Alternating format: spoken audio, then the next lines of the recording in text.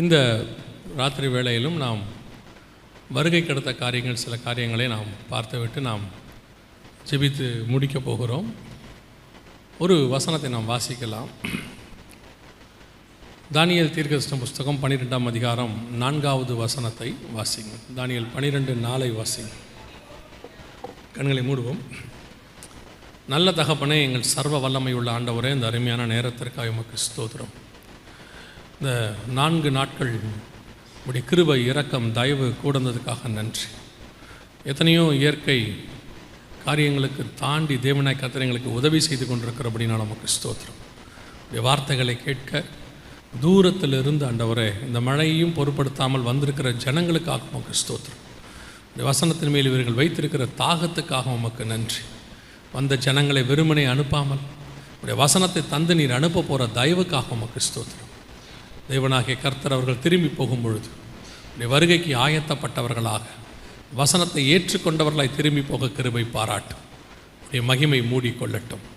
எங்கள் ஆண்டவர் இயேசு கிறிஸ்துவின் நாமத்தில் பிதாவே, அல்லேலூயா. தானியேல் புஸ்தகம் 12ஆம் அதிகாரம் 4வது வசனத்தில் ஆண்டவர் தானியேலுக்கு அநேக காரியங்களை வெளிப்படுத்திவிட்டு அந்த காரியங்களை முத்திரை போட சொல்லுகிறார். அதாவது சீல் பண்ண சொல்கிறார். எதற்காக அப்படின்னு கேட்டிங்கன்னு சொன்னால், முடிவு காலம் மட்டும் அப்படின்னு சொல்கிறார். அதாவது முடிவு காலம் வரைக்கும் இந்த புக்கு என்னவாக இருக்கட்டும், சீல் பண்ணி இருக்கட்டும் அப்படிங்கிறார்.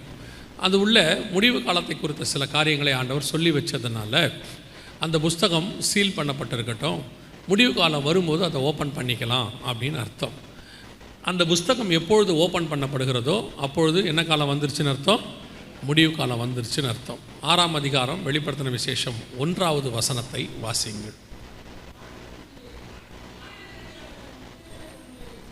ஆட்டுக்குட்டியானவர் முத்திரைகளில் ஒன்றை உடைக்க கண்டேன். அப்போது இந்த புஸ்தகங்களில் உள்ள முத்திரைகள், அங்கே தானியேலுக்கு முத்திரை போடப்பட சொல்லப்பட்டது. இங்கே அந்த முத்திரைகள் உடைக்கப்படுகிறது. உடைக்கப்பட்ட அந்த புஸ்தகத்தை மீண்டும் ஆண்டவர் முத்திரை போட சொன்னாரா அப்படின்னு கேட்டிங்கன்னா, 22ஆம் அதிகாரம் வெளிப்படுத்தின விசேஷம் 10வது வசனத்தை வாசிங்க.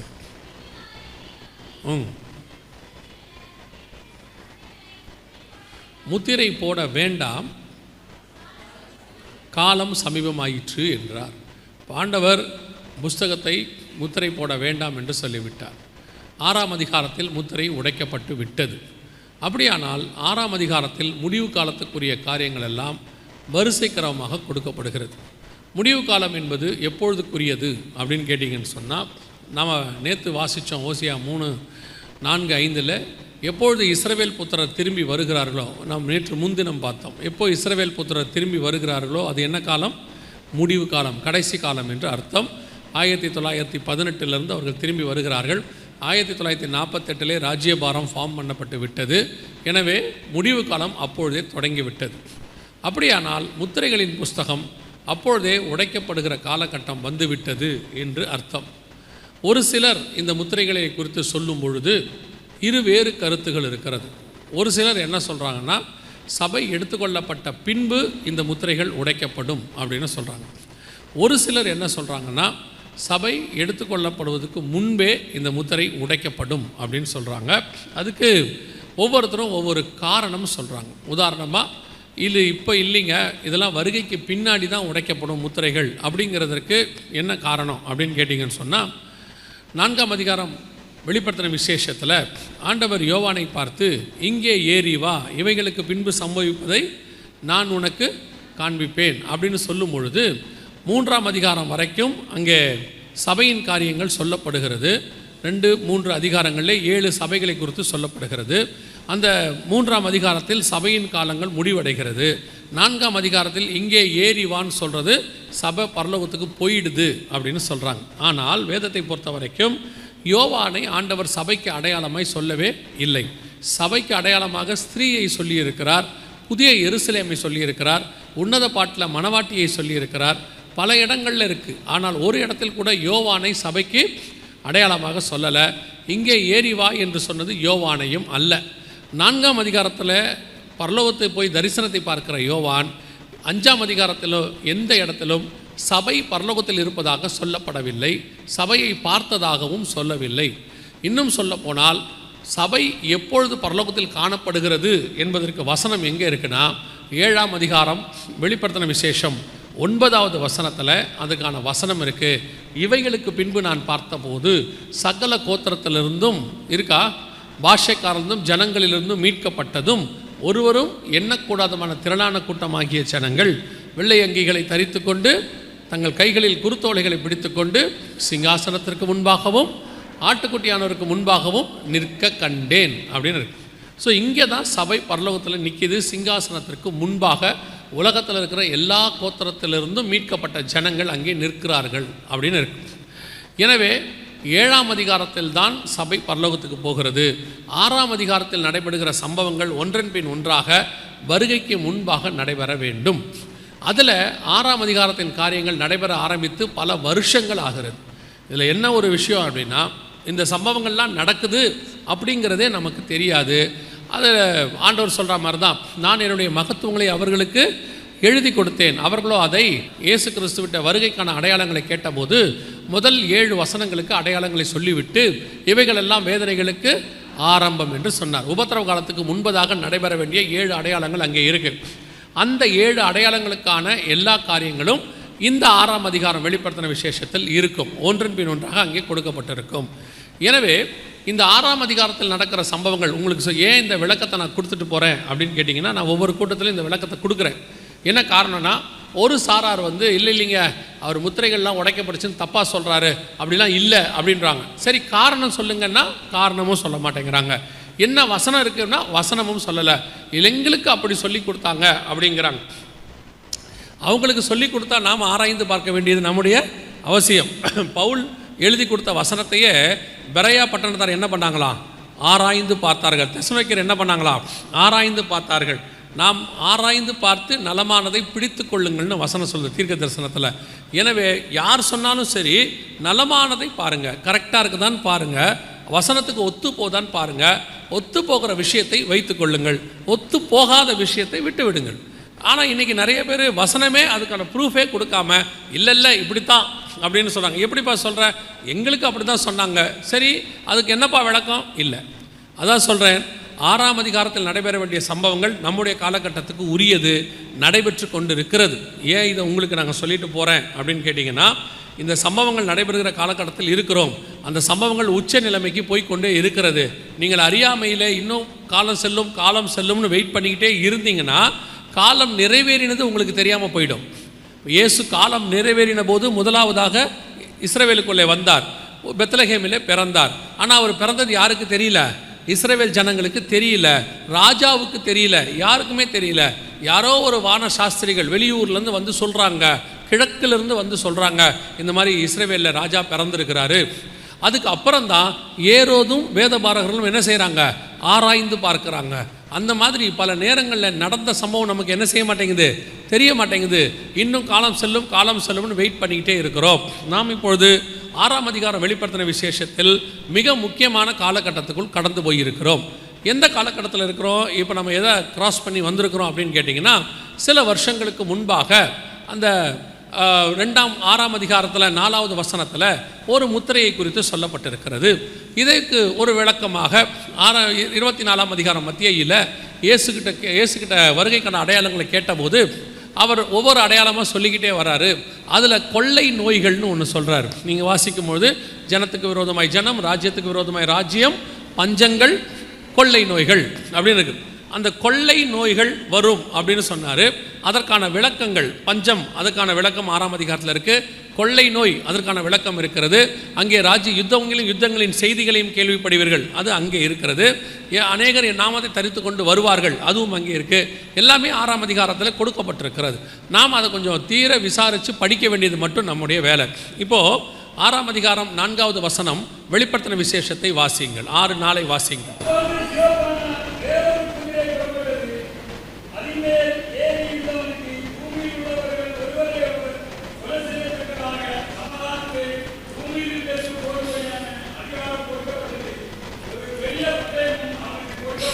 இந்த வசனத்தை படிக்கும்போது ஒரு பார்க்குறதுக்கு ஏதோ ஒரு அனிமேஷன் மாதிரி ஏதோ ஒரு காரியத்தை சொல்கிறாரு. ஒருத்தன் குதிரையில் வந்தான், சிவப்பு கலர் குதிரையில் வந்தான், அதன் மேல் ஏறி இருந்தவன் பூமியில் உள்ளவர்கள் ஒருவரை ஒருவர் கொலை செய்யத்தக்கதாக பூமியிலிருந்து சமாதானத்தை எடுத்து போடும்படியான அதிகாரம் கொடுக்கப்பட்டது. அவனுக்கு ஒரு பெரிய பட்டயமும் கொடுக்கப்பட்டது. பார்க்கறதுக்கு என்ன ஒரு கதை மாதிரி இருக்கிறது. ஆனால் இவைகளுக்கு இது ஒரு ஓமை மாதிரி, தரிசனம் மாதிரி. இவைகளுக்கு பின்னால் இருக்கக்கூடியதான சத்தியத்தை அல்லது ஒரு விளக்கத்தை, ரகசியத்தை தான் நாம் தெரிந்து கொள்ள போகிறோம். கவனிங்கள். இப்போது அந்த குதிரை 4 குதிரை இருக்குது 6ஆம் அதிகாரத்தில். நீங்கள் ஒரு 2-3 நாட்களாக நாம் பார்க்கும் பொழுது அநேகர் ரொம்ப ஆர்வமாக எழுதுகிறதை நான் பார்க்கிறேன். நிறைய பேர் என்ன செய்கிறாங்க, எழுதுகிறாங்க. ரொம்ப ஆச்சரியம், ரொம்ப சந்தோஷம். அதாவது உங்களை பற்றி ஒரு தவறான கருத்து வெளியே இருக்குது. எங்கள் சர்ச்சை பற்றியா அப்படின்னு கேட்குறீங்களா? குட் ஷெப்பர்டை பற்றி இல்லை, பொதுவாக சிஎன்ஐ சிஎஸ்ஐ காரங்களை பற்றி என்ன இருக்குது, ஒரு தவறான கருத்து ஒன்று வெளியே போயிட்டுருக்கு. நான் இல்லைன்னு உங்களுக்காக வாதாடிக்கிட்டு இருக்கிறேன். யார்? நீ எங்களுக்காக அப்படின்னு தானே நினைக்கிறீங்க இல்லை?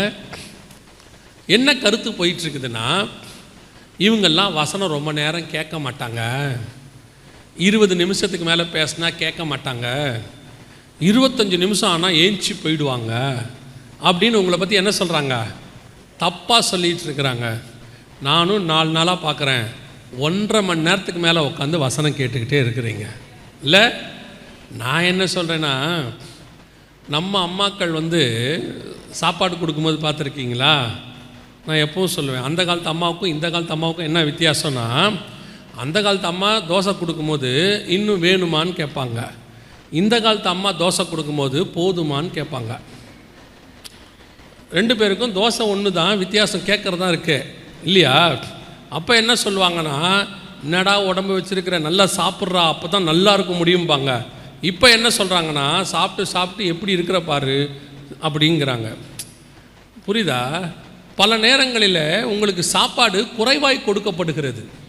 நீங்கள் 20 நிமிஷம் தான் கேட்பீங்கன்னு நினச்சிக்கிட்டு அவங்க என்ன பண்ணுறாங்க, 20 நிமிஷம் தான் பேசுகிறாங்க. கேட்டால் அது சட்டம் திட்டம் எல்லாம் இருக்குது. ஆனால் கேட்கிறவர்கள் கேட்டால் இயேசு கிறிஸ்து காலையிலேருந்து சாயங்காலம் வரைக்கும் பேச வல்லமை உள்ளவராக இருக்கிறார். நீங்கள் கேட்டிங்கன்னா அவங்க என்ன செய்வாங்க, பேசுவாங்க ஆர்வமாக. நீங்கள் கேட்டிங்கன்னா, ஆனால் நீங்கள் கேட்குற ஜனங்க தான். நீங்கள் யாருமே என்ன கிடையாது, கேட்காத ஜனங்களாம் கிடையாது. கேட்காத ஜனங்களாக தான் முதல் நாளே நீங்கள் ஏஞ்சி போயிருப்பீங்க. நான் 2வது நாள் கிளம்பி ஊருக்கு போயிருப்பேன் இல்லையா? நீங்கள் 1.5 மணி நேரம் உட்காந்து என்ன செய்கிறீங்க, கேட்குறீங்க. நீங்கள் கேளுங்க, அவங்க பேசுவாங்க. நீங்கள் கேட்குறதுனால கேட்க மாட்டீங்கன்னு நினச்சிக்கிட்டு அவங்க பேசாமல் இருக்காங்க. இப்போ நான் பார்க்குறேன், கடைசி காலத்தில் ஒரு 3-4 வருஷம் 4-5 வருஷமாகவே நான் பார்க்குறேன், நிறைய சிஎஸ்ஐ சிஎன்ஐ சபைகளுக்கு நான் போகிறேன். ஜனங்கள் உட்காந்து ஆர்வமாய் வசனத்தை கேட்குறாங்க. 1 மணி நேரம் 1.5 மணி நேரம். ஒரு ஐயா முந்தானத்தை என்கிட்ட கேட்டார், 1.5 மணி நேரம் போதுமா அப்படின்னாரு. ஆச்சரியமாக இருந்துச்சு. என்கிட்ட சொல்லும் போது என்ன சொல்லுவாங்கன்னா, 20 நிமிஷம் 22 ஓகேவா, 2 நிமிஷம் கிரேஸ் பீரியட் கொடுப்பாங்க, அதுக்குள்ளே முடிச்சிருங்கன்னு. ஆனால் இப்போ அப்படி இல்லை. அன்றைக்கி அதே கேட்டார், 1.5 மணி நேரம் பேசுவீங்களா அப்படின்னு சொல்லி. எதுக்கு சொல்கிறேன், உங்களுக்கு வசன ஆர்வம் நிறையா இருக்குது. உங்களுக்கு ஆண்டவர் பேசிக்கிட்டே இருக்கிறாரு. நீங்கள் எவ்வளோக்கு எவ்வளோ வசனம் கேட்குறீங்களோ அவ்வளோக்கு அவ்வளோ தேவன் உங்களோடு கூட பேச வல்லமை உள்ளவராக இருக்கிறார்.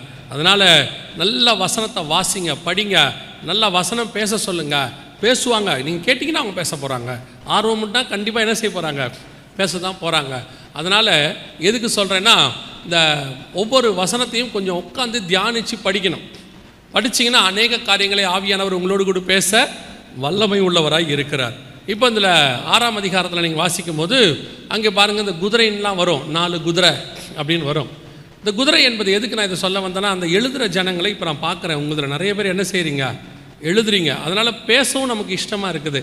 ஓ, இவங்க நல்லா எழுதுகிறாங்க அப்படின்னு சொல்லி. கவனிங்க, அங்கே 6ஆம் அதிகாரத்தில் 4 குதிரை இருக்கிறது. குதிரைனா எதை குறிக்கிறது, குதிரை என்பது எதை குறிக்கிறது? வாசிங்க, சகரியாவின் புஸ்தகம் 6ஆம் அதிகாரம் 5வது வசனத்தை வாசிங்கள். சகரியாவின் புஸ்தகம் 6ஆம் அதிகாரம் 5வது வசனம்.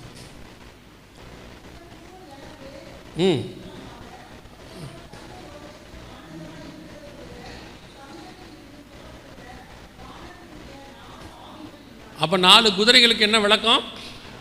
4 ஆவிகள்னு அர்த்தம். 6ஆம் அதிகாரம் சகரியா புஸ்தகம் 1 முதல் 4 வசனத்தில் அங்கேயும் 4 குதிரைகள் இருக்கிறது. சிவப்பு, கருப்பு, வெள்ளை, புள்ளி புள்ளின்னு இருக்கும். இங்கே வெளிப்படுத்தின விசேஷத்தில் வெள்ளை, சிகப்பு, கருப்பு, மங்கிர நிறமுள்ள குதிரை அப்படின்னு இருக்கும். இந்த 4 குதிரைகளுக்கு என்ன விளக்கம்னா, 4 ஆவிகள் அப்படின்னு சொல்லப்பட்டிருக்கிறது. ஸோ தேவனுடைய திட்டத்தை பூமியில் செய்கிறவர்கள், வேலைக்காரர்கள், பணிவிடைக்காரர்கள் அப்படின்னு ஒரு அர்த்தம். உங்களுக்கு தெரியும் நினைக்கிறேன், ஒரு பெரிய பதவியில் இருக்கிறவங்க ஒரு காரியத்தை பூமியில் செய்யணும்னு சொன்னால், ராஜாவோ செய்யணும்னா அவர் இறங்கி வந்து என்ன செய்ய மாட்டார். இப்போ நமக்கு ரோடு போடணும் அப்படின்னா அந்த ராஜா வந்து இறங்கி என்ன பண்ண மாட்டார், ரோடு போட மாட்டார். அவர் உத்தரவு போடுவார், பொதுப்பணித்துறைக்காரர் வருவார், அவர் இங்கே இருக்கிற அதிகாரிக்கு சொல்லுவார், அந்த அதிகாரி ஒரு ஊழியருக்கு சொல்லுவார், அவங்க ரோடு போடுவாங்க. அது ஒரு ப்ரொசீஜர், புரோட்டோகால் அப்படிம்பாங்க. அந்த மாதிரி தான் இது வந்து பரலோகத்திலேருந்து வந்தது. பிசாசு பூமியில் இருக்கிற ராஜ்யத்தை பரலோகத்திலேருந்து தான் காப்பி அடித்து நடத்திக்கிட்டு இருக்கிறான். தேவன் சர்வலோகத்துக்கும் ராஜாவாக இருக்கிறார். அவர் தூதர்களை வைத்து, பணிவிடைக்காரர்களை வைத்து என்ன செய்கிறாரு, அவர் தன்னுடைய வேலையை நிறைவேற்றி கொண்டிருக்கிறார். இந்த 4 ஆவிகள் என்பது தேவனுடைய திட்டத்தை, தேவனுடைய செயல்பாட்டை பூமியில் செய்யக்கூடிய 4 காரியங்கள் என்று சகரியா 6:5 வசனம் சொல்லுகிறது. இப்போ அதில் 2வது முத்திரையை தான் பார்க்குறோம். 1வது முத்திரை 2012 நடந்துருச்சு.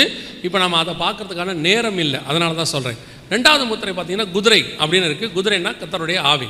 அந்த இடத்துல அதன் மேல் ஏறி இருக்கிறவனுக்கு ஒரு பட்டயம் கொடுக்கப்பட்டதாக சொல்லப்படுது. பட்டயம் என்றால் எதை குறிக்கிறது? ஒவ்வொன்றுத்துக்கும் விளக்கம் இருக்குது பைபிளில்.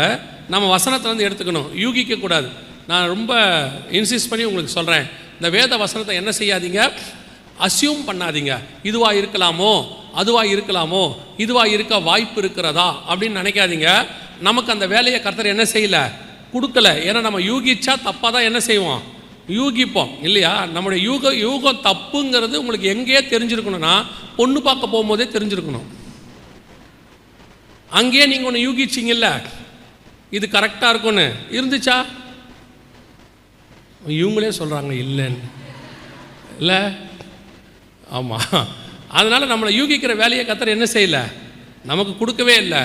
ஆராய்ந்து தான் படிக்க சொன்னார். எல்லாத்துக்கும் பதில் எதில் இருக்கும், இன்னொரு பக்கம் வேதாகமத்திலே இருக்கும். தேடி கண்டுபிடிச்சி படிக்க வேண்டியது மட்டும் நம்ம வேலை. பட்டயம் என்பது எதை குறிக்கிறது அப்படின்னு கேட்டால் 3 வசனம் வாசிக்கணும். 3 பேர் வேகமாக எடுத்து வாசிங்க. பைபிளில் 3 வகையான பட்டயம் இருக்குது. ஒன்று தேவனுடையது, ஒன்று தூதனுடையது, இன்னொன்று மனுஷனுடையது. 3 பட்டயம் தான் வேதத்தில் உண்டு. ஒன்று மனுஷங்கள் கையில் இருக்கும், இல்லை தூதனுடைய கையில் இருக்கும், ஒன்று கர்த்தரிடத்தில் இருக்கும். கர்த்தருடைய பட்டயம் என்பது எதை குறிக்கிறது? வாசிங்க. எபேசியருக்கு நிருபம் 6ஆம் அதிகாரம் 17வது வசனத்தை வாசிங்க. இரட்சண்யம் என்னும் தலைச்சீராவையும் தேவ வசனமாகிய ஆவியின் பட்டயத்தையும். அப்போ கர்த்தருடைய பட்டயம் என்பது எதை குறிக்கிறது? கர்த்தருடைய வேதத்தை குறிக்கிறது. கர்த்தருடைய வேதம் தான் கர்த்தருடைய பட்டயம். வெளிப்படுத்தின விசேஷம் 19ஆம் அதிகாரத்தில் கடைசி வசனத்தில் நீங்கள் வாசிக்கும் போது, அவர் வாயிலிருந்து கருக்குள்ள பட்டயம் புறப்பட்டது அப்படி தானே இருக்குது. குதிரையின் மேல் ஏறியினுடைய வாயிலிருந்து அந்த பட்டயம், கருக்குள்ள பட்டயம்னா என்னன்னா, அவர் வாயிலிருந்து நியாய தீர்ப்புக்கான வார்த்தை புறப்பட்டதுன்னு அர்த்தம். வாயிலிருந்து கத்தி வரல, நியாய தீர்ப்புக்கான வார்த்தை வந்ததுன்னு அர்த்தம். அதான் பட்டயம். சரி, வரான் சண்டைக்கு வரான்னு அர்த்தம், யுத்தத்துக்கு வரான்னு அர்த்தம். 1 சாமுவேலின் புஸ்தகம் 17ஆம் அதிகாரத்தில் கோலியாத் புறப்பட்டு வரும்போது கோலியாத்தின் கையிலே பட்டயம் இருந்தது, சவுலின் கையிலே பட்டயம் இருந்தது, தாவீதின் கையிலே பட்டயம் இல்லாதிருந்தது. அவன்கிட்ட வெறும் கூழாங்கல்ல தான் இருந்துச்சு. தாவீது ஓடி சென்று அந்த கோலியாத்தின் பட்டயத்தை எடுத்து அவன் தலையை வெட்டினான். அப்படின்னா என்ன அர்த்தம்? மனுஷன் கையில் பட்டயம் வந்தால் அதுக்கு பேர் என்னது? யுத்தம் அப்படின்னு அர்த்தம். சரி, 3வது தூதன் கையில் பட்டயம் இருந்தால் அதுக்கு என்ன அர்த்தம்? வாசிங்க. 1 நாளாகமத்தின் புஸ்தகம் 21ஆம் அதிகாரம் 12வது வசனத்தை வாசிங்க. இல்லை, 1 நாளாகமம் 21 அல்லது உன் பகைவரின் பட்டயம் உன்னை பின்தொடர 3 மாத சங்காரமோ. நல்லா கவனிங்க. 3 நாள் கர்த்தருடைய தூதன் இஸ்ரவேலின் எல்லை எங்கும் சங்காரம் உண்டாகும்படி தேசத்தில் நிற்கும் கர்த்தருடைய பட்டயமாகிய கொள்ளை நோயோ. தூதன் கையில் பட்டயம் இருந்தால் அதுக்கு பேர் என்னது? 16வது வசனத்தை வாசிங்க. 16.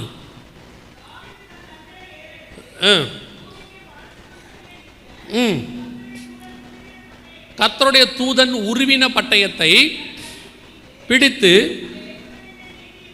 கர்த்தருடைய தூதன் பட்டயத்தை எங்கே நீட்டியிருந்தான்? அன்னைக்கு என்ன நடந்துச்சு? 14வது வசனம் வாசிங்க. என்ன வர பண்ணார்? அப்போ கர்த்தருடைய தூதன் பட்டயத்தை தேசத்துக்கு மேல் நீட்டினா என்ன வரும்? கொள்ளை நோய் வரும் என்று வேதம் சொல்லுது. தேவன் கையில் பட்டயம் இருந்தால் நியாய தீர்ப்பு, அது வசனம். மனுஷன் கையில் பட்டயம் இருந்தால் அது யுத்தம், சண்டை. தூதன் கையில் பட்டயம் இருந்தால் அது கொள்ளை நோய், வாதை. இதுதான் வேதம் சொல்லுது. இப்போ 6ஆம் அதிகாரம் வெளிப்படுத்தின விசேஷத்துக்கு வந்துருங்க. வேதம் சொல்லுது, ஒரு சிவப்பான ஒரு குதிரையின் மேல் ஒருவன் ஏறி இருந்தான். அவன் கையில் ஒரு பெரிய பட்டயம் கொடுக்கப்பட்டது, பெரிய கொள்ளை நோய் கொடுக்கப்பட்டது. அந்த கொள்ளை நோய் ஜனங்களை எப்படி சாகடிக்கும்? அதுக்கு முந்தின லைன் எப்படி இருக்குது பாருங்க. அதன் மேல் ஏறி இருந்தவன் பூமியில் உள்ளவர்கள் ஒருவரை ஒருவர் கொலை செய்யத்தக்கதாக, பூமியில் உள்ளவர்கள் ஒருவரை ஒருவர் கொலை செய்யத்தக்கதாக அப்படின்னு இருக்குது. ஆனால் அவன் அதுக்கு யூஸ் பண்ண போகிற பட்டயம் என்னது? கொள்ளை நோய். ஒரு கொள்ளை நோய் பூமி எங்கும் வரப்போகுது. ஆனால் அது எப்படி மரணத்தை கொண்டு வரும்னா, பூமியில் உள்ளவர்கள் ஒருவரை ஒருவர் கொலை செய்யத்தக்கதாக. கடைசி காலத்தில் நடக்கிற சம்பவங்களினுடைய 2வது முத்திரை இங்கே சொல்லப்படுது. கடைசி காலம் என்பது 1948 இஸ்ரவேலர்கள் வருவதற்கான ஒரு அடையாளம்.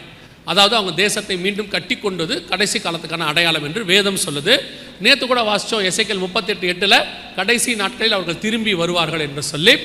அப்போ வேதத்தின் கணக்கின்படி இஸ்ரவேலர்கள் வந்த பிறகு ஆஃப்டர் 1948 ஒரு பெரிய கொள்ளை நோய் பூமியில் வர வேண்டும். அந்த கொள்ளை நோய் எப்படி வரணும்? ஜனங்களை எப்படி சாகடிக்கும்னா, பூமியில் உள்ளவர்கள் ஒருவரை ஒருவர் கொலை செய்யத்தக்காக, 1 to 1, ஒருவரை ஒருவர் கொலை செய்யத்தக்கதாக. இப்படி ஒரு கொள்ளை நோய் 1948, அதாவது இஸ்ரவேல் வந்த பிறகு கடைசி காலத்தின் அடையாளமாக பூமியில் எப்பொழுது வந்துச்சு? எப்போ வந்துச்சுன்னா நம்ம எல்லாருக்கும் தெரிஞ்சிருக்குன்னு நினைக்கிறேன். நம்ம கண்ணுக்கு முன்னாடி ஒரு 6 வருஷத்துக்கு முன்னாடி, 4-5 வருஷத்துக்கு முன்னாடி ஒரு கொள்ளை நோய் 2019 ஆரம்பித்து 2020 பெரிய லெவலில் போய் 21 2வது 3வது அலையாக மாறியது. நம்ம அதை கொரோனான்னு சொன்னோம், நம்ம எல்லாருக்கும் தெரியும். அது ஒரு கில்லிங் டிசீஸ்.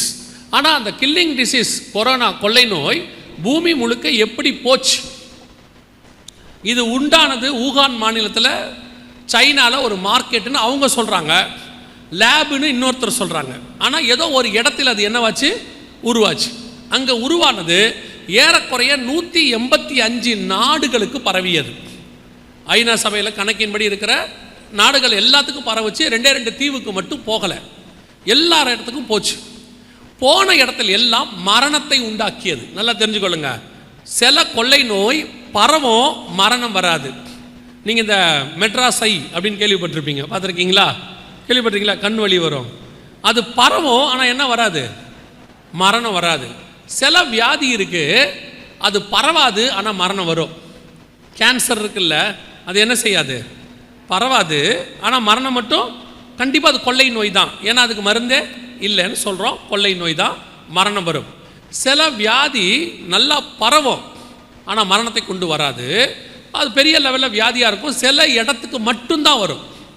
இப்போது சில டெங்கு காய்ச்சல், சில பறவை காய்ச்சல் பார்த்திங்கன்னா மத்திய கிழக்கு நாடு நமக்கு தான் வந்துச்சு. சிலது பார்த்திங்கன்னா ஒரு சில கண்டங்கள், ஆப்பிரிக்கா கண்டம், அங்கே தான் வரும். ஆனால் இந்த இடத்துல வசனம் என்ன சொல்லுது? இது பரவும், உலகம் முழுக்க பரவும், பூமி எங்கும். ஆனால் கொள்ளை நோய் மரணத்தையும் கொண்டு வரும். அதான் வசனம் சொல்லுது. இப்படி ஒரு வியாதி இந்த இடைப்பட்ட காலத்தில் எப்போ வந்துச்சு அப்படின்னா, நம்ம கண்ணுக்கு முன்னாடி ஊகான் மாநிலத்தில் ஆரம்பித்து 185 நாடுகளுக்கு பரவி போன இடங்கள் அத்தனையும் மரணம். 99.99% எல்லா இடத்திலும் மரணம்.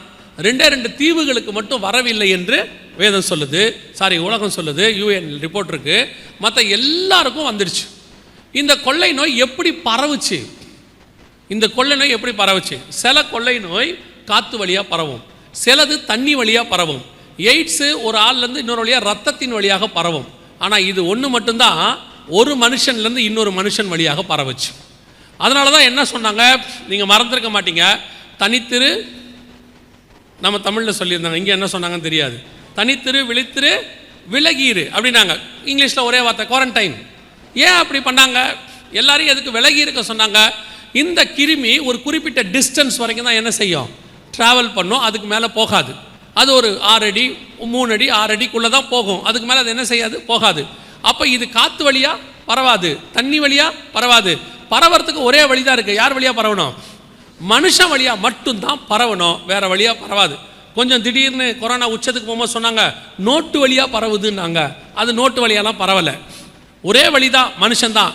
ஒருவரை ஒருவர் கொலை செய்யத்தக்கதாக பூமி முழுவதும், அதான் அந்த வசனம் தெளிவாக சொல்லுது, அதன் மேல் ஏறி இருந்தவன் பூமியில் உள்ளவர்கள் ஒருவரை ஒருவர் கொலை செய்யத்தக்கதாக பூமியில் இருந்து சமாதானத்தை எடுத்து போடும்படியான அதிகாரம். இன்னைக்கு வரைக்கும் எல்லாரும் சொல்கிற ஒரு விஷயம், கொரோனாவுக்கு அப்புறம் பூமி வேற மாதிரி இருக்குது.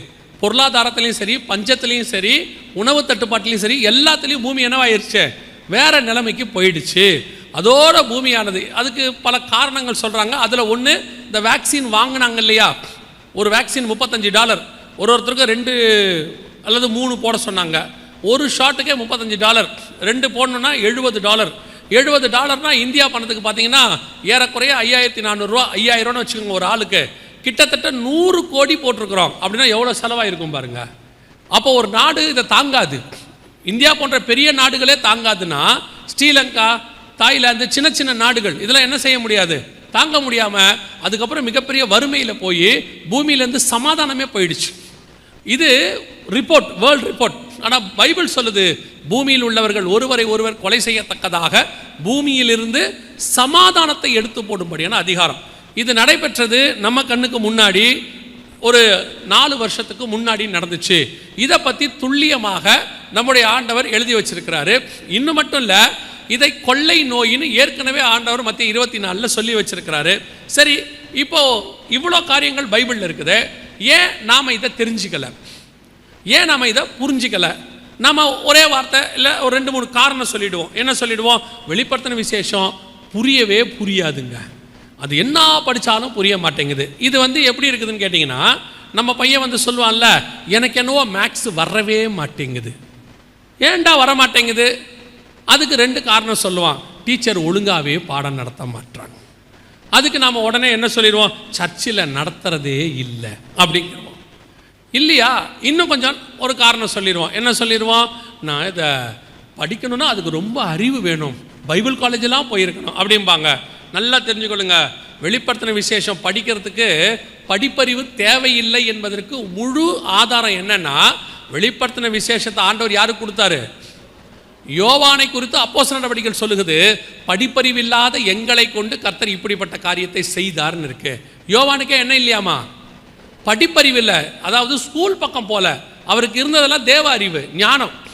இப்போ உங்கள் கையில் இருக்கிற பைபிள் பரிசுத்த ஆவியானவர் எழுதுனது, உங்களுக்குள்ள பரிசுத்த ஆவியானவர் இருக்கிறாரு. ஏன் உங்களுக்கு அது தெரியல? ஒரே ஒரு சிம்பிள் காரணம் தான், வேற ஒன்றும் இல்லை.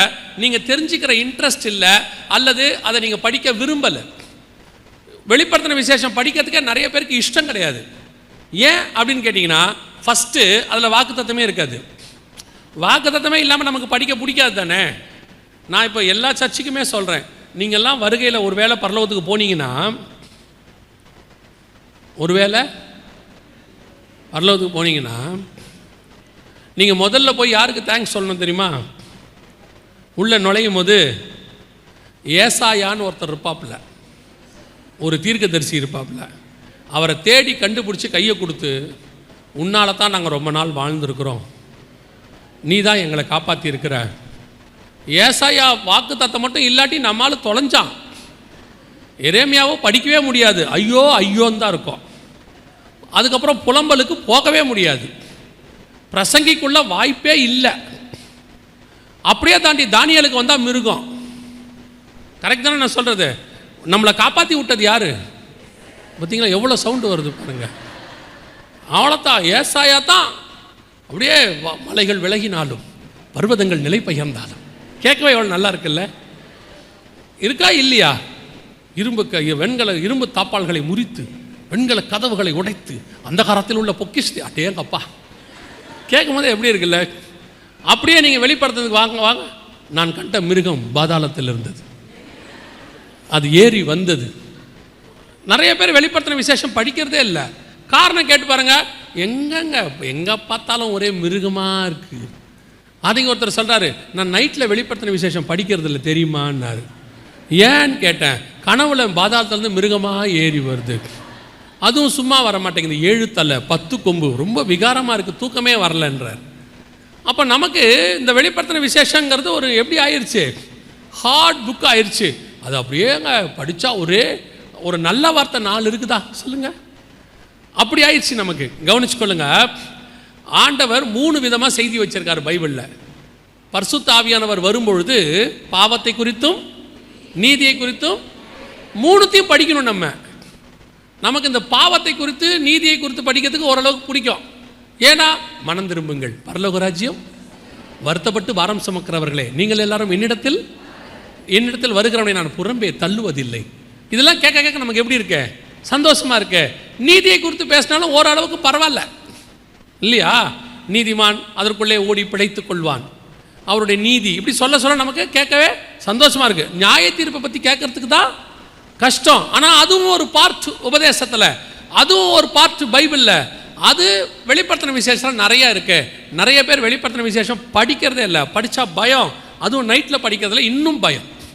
கவனிச்சுக்கொள்ளுங்க, ஆண்டவர் இந்த வெளிப்படுத்தின விசேஷத்தில் நிறைய மகத்துவங்களை எழுதி வச்சிருக்கிறார்.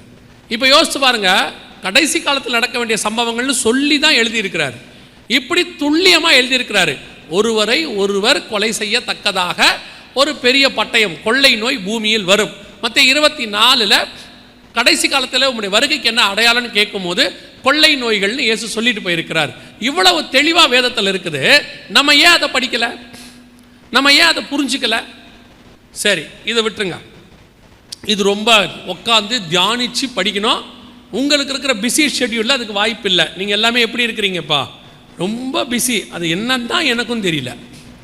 சின்ன பையன்லேருந்து பெரியவங்க வரைக்கும் இப்போ என்ன சொல்கிறாங்க, ரொம்ப பிஸி, ரொம்ப பிஸி. அன்றைக்கி காரும் இல்லை, அன்றைக்கி பைக்கும் இல்லை, ஃப்ரிட்ஜும் இல்லை, மிக்சியும் இல்லை, கிரைண்டரும் இல்லை. எல்லா வேலையும் பார்த்துட்டு நம்ம சும்மா இருந்தோம் வீட்டில். இப்போ எல்லாம் இருக்குது, ஆனால் எப்படி இருக்கோம், பிஸியாகவே இருக்கும். அது என்னான்னு கண்டுபிடிக்கவே முடியலன்னு வச்சுக்கோங்களேன். சரி, அதெல்லாம் போட்டோம். நீங்கள் அவ்வளோ பிஸியாக இருக்கிறீங்க.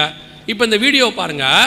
இது 2018 வந்ததான ஒரு வீடியோ.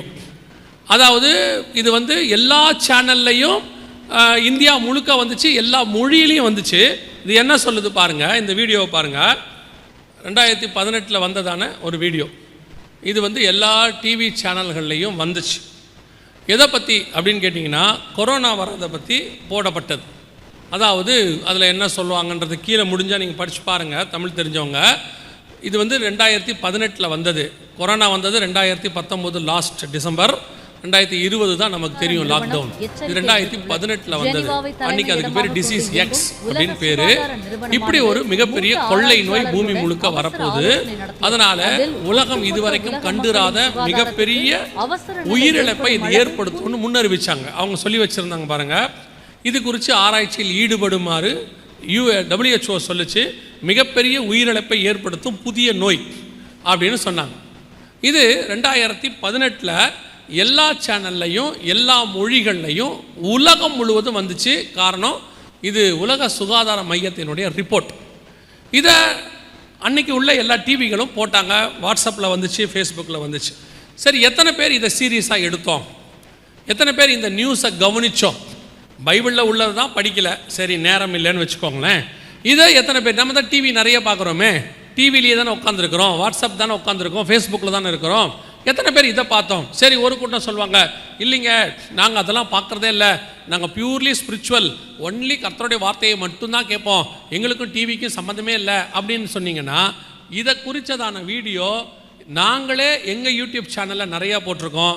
இந்த மாதிரி உலகத்தில் இருக்கிற எத்தனையோ ஊழியக்காரங்க இப்படி ஒன்று வரப்போகுதுன்னு போட்டாங்க. எத்தனை பேர் இதுக்கு நீங்கள் ஆயத்தப்பட்டீர்கள்? எத்தனை பேர் இதுக்கு இம்பார்ட்டன்ஸ் கொடுத்தீங்க? பல நேரங்களில் நாம் செய்யக்கூடியதான மிக முக்கியமான விஷயம் என்னென்னா, எதுக்கு இம்பார்ட்டன்ஸ் கொடுக்கணுமோ அதுக்கு கொடுக்கறதில்ல, எதுக்கு நம்ம படிக்கணுமோ அதை படிக்கிறதில்ல. இப்போ நமக்கு தேவை என்ன, யார் அரசியலில் வரப்போகிறா, யார் அடுத்து ஜெயிக்க போகிறா, எந்த IPL யார் ஜெயிக்க போகிறா, அடுத்த சினிமா எது ரிலீஸ் ஆகுது, அது எத்தனை கோடி வசூல் பண்ண போகுது, இதுதான் நமக்கு ரொம்ப முக்கியமாக இருக்குதே ஒழிய, நடக்க போகிற சம்பவத்தையும் நமக்கு வரக்கூடிய பிரச்சனைகளை குறித்து வேதம் சொன்னாலும் கவனிக்கிறதில்ல, டிவி சொன்னாலும் கவனிக்கிறது. அங்கே தான் இப்போ பிரச்சனையே இருக்குது. ஆண்டவர் ஒன்று தீர்க்கதரிசி வழியாக பைபிளில் பேசுவார், இல்லை கழுத வழியாவது பேசுவார். ஒன்று தீர்க்கதரிசிக்கு செவி கொடுக்கணும், இல்லை கழுதைக்காவது செவி கொடுக்கணும். நீங்கள் ரெண்டுத்துக்குமே செவி கொடுக்க தயாராக இல்லை. இந்த மாதிரி வசனங்களை கேட்க நீங்கள் தயாராகவே இல்லை. பேசுகிற ஊழியக்காரனுக்கே நீங்கள் விரும்புகிறதும் இல்லை இல்லையா? இந்த மாதிரி செய்தி டிவியில் வருதா, அதையும் கேட்கறது இல்லை. அப்புறம் எப்படி தான் உங்களுக்கு இந்த செய்தி வந்து சேரும் சொல்லுங்கள்? நம்மளை பொறுத்த வரைக்கும் எல்லாம் ஆசீர்வாதம். பார்க்குறதும் ஆசீர்வாதமாக இருக்கணும், கேட்குறதும் ஆசீர்வாதமாக இருக்கணும். அப்போ வெறும் ஆசீர்வாதம் மட்டும்தான் அப்படின்னு சொன்னீங்கன்னா ஒரு விஷயத்தை நல்லா புரிஞ்சுக்கொள்ளுங்க. நான் உங்களுக்கு சொன்னேன், பரிசுத்த ஆவியானவர் 3 விதத்தில் தான் பேசுவார். ஒன்று பாவத்தை குறித்து, நீதியை குறித்து, நியாய தீர்ப்பை குறித்து. டோட்டல் பைபிள் எடுத்துக்கோங்க, ஆதியாகமத்திலிருந்து வெளிப்படுத்தின விசேஷம் வரைக்கும். ஆதியாகமத்தினுடைய முதல் பிரசங்கியார் யார் அப்படின்னு கேட்டிங்கன்னா 7ஆம் தலைமுறையான ஏனோக்கு. அவர் தான் பிரசங்கித்தார். எங்கே இருக்குது? யூதா 14:15 இருக்குது. வசனம் சொல்லுது, 1000 பரிசுத்தவான்களோடு தேவன் பூமியை நியாயம் தீர்க்க வருகிறார் என்று முன்னறிவித்தான் இருக்கு. ஆதாமுக்கு 7ஆம் தலைமுறையான ஏனோக்குன்னு ஆரம்பித்து அங்கே இருக்குது. அப்போ ஏனோக்குடைய ஃபஸ்ட்டு பிரசங்கம் எதை பற்றி? நியாய தீர்ப்பை பற்றி. நியாயம் தீர்க்க வருகிறார். 2வது பிரசங்கியார் யார்? நோவா, 10வது தலைமுறை. அவர் எதை பற்றி பிரசங்கித்தார்? பேதுருவின் புஸ்தகம் சொல்லுது, பூர்வ காலத்தில் உள்ளவர்களை தப்ப விடாதபடிக்கு நீதியை பிரசங்கித்தவனாகிய நோவான்னு இருக்கு. அப்போ நோவா எதை பற்றி பிரசங்கம் பண்ணியிருக்கிறாரு? நீதியை பற்றி. ஏனோக்கு நியாய தீர்ப்பை பற்றி. அடுத்து வந்த தீர்க்கதரிசிகள் அத்தனை பேரும் நியாய தீர்ப்பை பற்றி. எல்லாரும் சரி. புதிய ஏற்பாட்டில் முதல் பிரசங்கியார் யோவான் ஸ்நானகன். எதை பற்றி பிரசங்கம் பண்ணார்? மனம் திரும்புங்கள், பரலோக ராஜ்யம், பாவத்தை குறித்து. அடுத்து வந்த இயேசு கிறிஸ்து எதை பற்றி பிரசங்கம் பண்ணார்? மனம் திரும்புங்கள், பரலோக ராஜ்யம், பாவத்தை குறித்து. 2 பேருமே ஒரு விஷயத்தை மறக்காம சொன்னாங்க, நல்ல கனி கொடாத மரங்கள்லாம் வெட்டுண்டு. இயேசு சொன்னார், உனக்கு தெரிந்து கொண்ட இந்த நாளிலாவது நீ சமாதானத்தை தெரிந்து கொண்டால் உனக்கு நலமாயிருக்கும். பெத்சாயிதாவே உனக்கு ஐயோ, கோரேசினே உனக்கு. பைபிள் முழுக்க பாவத்தை குறித்து, நீதியை குறித்து, நியாய தீர்ப்பை குறித்து மட்டும்தான் பிரசங்கம். வேற பிரசங்கமே கிடையாது. இந்த பாவத்தில் மனம் திரும்பினா உனக்கு என்ன கிடைக்கும்? ஆசீர்வாதம். மனம் திரும்ப விட்டால் என்ன ஆகும்? நியாய தீர்ப்பு. இந்த நீதியை கை கொண்டால் என்ன கிடைக்கும்? ஆசீர்வாதம். நீதியை கை கொள்ளா விட்டால் என்ன கிடைக்கும்? நியாய தீர்ப்பு. பைபிள் முழுக்க இப்படி தான் இருக்கு. இந்த கடைசி தலைமுறையில் மட்டும் ஒரு 20-30 வருஷமா புதுசாக 4வது பிரசங்கம் வந்திருக்குது, ஆசீர்வாத பிரசங்கம். இந்த ஆசீர்வாத பிரசங்கம் உங்களை எப்படி மாற்றி வச்சிருக்கு? கொஞ்சம் கூட கர்த்தருடைய வார்த்தையை கேட்க விடாதபடி. கேட்டா நீங்க எப்படி ஆயிட்டீங்கன்னு கேட்டீங்கன்னா, இந்த குறி கேட்கிறவங்க மாதிரி ஆயிட்டீங்க. இந்த காலங்காத்தால சொல்லுவாங்கல்ல, நல்ல காலம் பிறக்குது, நல்ல காலம் பிறக்குதுன்னு. உங்களுக்கு பைபிளில் அந்த குறி சொல்ற மாதிரி ஆயிட்டிய. அது எங்க போனாலும் யோசிச்சு பாருங்க. 31ஆம் தேதி நைட்டு வாட்ச் நைட் சர்வீஸ், ஜனவரி மாதம் 1ஆம் தேதி காலையில் ஏர்லி மார்னிங் வாக்கு தத்தம். அதுக்கு பேர் என்ன வாக்கு தத்தம்? வருஷ வாக்கு தத்தம். பிப்ரவரி மாதம் 1ஆம் தேதி வருது, அதுக்கு பேர் என்னது? மாச வாக்கு தத்தம். ஏன்னா இந்த வருஷ வாக்கு தத்தம் அடுத்த மாதத்துக்கு வராது. ஆனால் அதுக்கு பேர் வருஷ வாக்கு தத்தம், அது அடுத்த மாதத்துக்கு வராது. பிப்ரவரி மாதம் வருது, அது என்னது? மாச வாக்கு தத்தம். டெய்லி ஃபோனில் காலையில் வருது, அது என்னது? எத்தனை வாக்கு தத்தம் பாருங்க. வருஷ வாக்கு தத்தம், மாச வாக்கு தத்தம், டெய்லி வாக்கு தத்தம். பத்தாததுக்கு அப்பப்போ யாராவது கொண்டு கொடுக்குற கேலண்டருக்கு ஒரு கூட்டம் அடிச்சுக்குது, கேலண்டர் கொடுங்க, கேலண்டர் கொடுங்க. ஏன்னா கேலண்டரை வாங்கி வீட்டில் மாட்டினா தான் ஆசீர்வாதம் பொத்துக்கிட்டு கொட்டும். சரி, மாட்டுறீங்களே, மாசம் ஆனால் மாத்துறீங்களா? மாற்ற வேற மாட்டியா? திடீர்னு வீட்டுக்கு ஆயர் வந்து இந்த மாதம் நம்ம மீட்டிங்னு பார்த்தா அது ஜனவரியிலே இருக்கு, அவர் டிசம்பருக்கு வந்துட்டார், அதையும் மாற்ற மாட்டேங்கிறியா? இது பத்தாததுக்கு விசிட்டிங் ஊழியக்காரங்க வேற நீங்கள் வச்சிருப்பீங்க, ஆளுக்கு 2 பேர் மாதம் வீட்டுக்கு வந்துட்டு போவாங்க. அது வேற யாரும் நாங்கள் வர்றது யாருக்கும் தெரியாமல் வந்துட்டு போவாங்க. அந்த தீர்க்கதரிசி வேற, அவர் ஒரு வாக்குத்தத்தம் கொடுத்துட்டு போவார். எத்தனை வாக்குத்தத்தம் வச்சிருப்பீங்க? நான் உங்களுக்கு சொல்கிறேன், இதெல்லாம் கம்மி. இந்த பைபிளில் இருக்கிற மொத்த வாக்கு தத்தமும் உங்களுக்கு தான். அட்டை டு அட்டை, எந்த நேரம் வேணால் கிளைம் பண்ணிக்கங்க, எடுத்துக்கோங்க. கர்த்தர் கொடுக்க தான் போகிறார். ஆனால் இந்த செய்தியாவது கொஞ்சம் உட்கார்ந்து கேளுங்க. நீங்கள் ஆசீர்வாத செய்திக்கு போனதுனால உங்களுக்கு ஏற்ற மாதிரி கடைசி காலத்தில் ஊழியக்காரங்களும் எழும்பிட்டாங்க. ஏன்னா இந்த மாதிரி பேசினா நீங்கள் அடுத்த தடவை கூப்பிட போகிறதில்ல, கன்ஃபார்மாக தெரிஞ்சு போச்சு. நமக்கு இன்னும் ஒரு அரை மணி நேரம் இருக்குன்னு வச்சுக்கோங்க. நீங்கள் எப்படி அடுத்த வாட்டி என்ன செய்ய போகிறதில்ல? கூப்பிட போகிறதில்ல. அப்போ வேறு இப்போ என்ன மாதிரி ஆள் என்ன செய்யணும்? எவாஞ்சலிஸ்ட்டு. நீங்கள் நெக்ஸ்ட் டைம் கூப்பிடலன்னா நான் என்ன பண்ணணும்? வேறு வழியே இல்லை, உங்களுக்கு ஏற்ற மாதிரி தான் பேசிட்டு போனோம். இங்கே ஒரு சகோதரி உண்டு, அவர் மிகுந்த துக்கத்தோடு இருக்கிறார். கர்த்தர் சொல்லுகிறார், ஒரு கண்ணீரை துடைப்பேன் என்று. எந்த சகோதரி கண்ணீர் இல்லாமல் இருக்கு சொல்லுங்க? ஆளுக்கு 2 7 HP மோட்டர் வச்சிருக்கீங்க, எப்போ ஆன் பண்ணாலும் உடனே ஆன் ஆகுது. எப்போ ஆஃப் பண்ணாலும் உடனே ஆஃப் ஆகுது இல்லையா? கையில் கச்சி போட தானே வரிய. இதை கேட்டவுடனே அப்படி ஒரு ஆறுதல், ஆண்டவர் என்னை பற்றி தான் பேசுகிறார். சில நேரத்தில் அடித்து விட்றாங்க பொத்தாம் பொதுவா, நீ நெடுநாளாய் ஜெபித்து கொண்டிருக்கிற ஒரு ஜெபத்துக்கு கர்த்தர் இன்று பதில் கொடுக்குறார். இது என்ன நினச்சிருக்குது? ரொம்ப வருஷமாக மாமியார் வீட்டில் தொல்லை கொடுத்துட்டே இருக்குது ஆண்டவரை, இது என்னவாய் முடியுமோ? இதை சொன்ன உடனே அதுக்கு ஒரு சந்தோஷம். இன்றைக்கி மாமியார் என்ன செஞ்சுருவாங்க, எப்படி இருந்தாலும் கர்த்தர் இறங்கி ஏற்றிடுவார், கர்த்தர் இறங்கி ஏற்றிடுவார். போனால் படுத்திருந்த மாமியார் ஏஞ்சி உட்காந்துருக்கு. நீங்கள் எதிர்பார்க்க அங்கே பலன் கூடிக்கிட்டே போகுது. கடைசியில் மாமியார் நல்லா எடுத்து மருமக படுத்துருது. ஏன் இப்படி வாக்கு தத்தத்தை விரும்புகிறீங்கன்னா எனக்கு புரியல. எல்லா வாக்கு தத்தங்களும் கிறிஸ்து இயேசுக்குள்ளாக ஆம் என்றும் ஆமேன் என்றும் விரும்புகிறோம். அப்போ என்ன ஆயிடுது? என்ன மாதிரி ஊழியக்காரங்களாம் என்ன ஆயிடுறாங்க? வேற வழி இல்லாமல் உங்களுக்காக பேசி 2-3 என்ன சொல்கிறது நயமான வார்த்தைகளை சொல்லி 2 தீர்க்க தரிசனத்தை அடித்து விட்டா தான் உங்களுக்கும் கேட்க எப்படி இருக்கு, சந்தோஷமாக இருக்கு.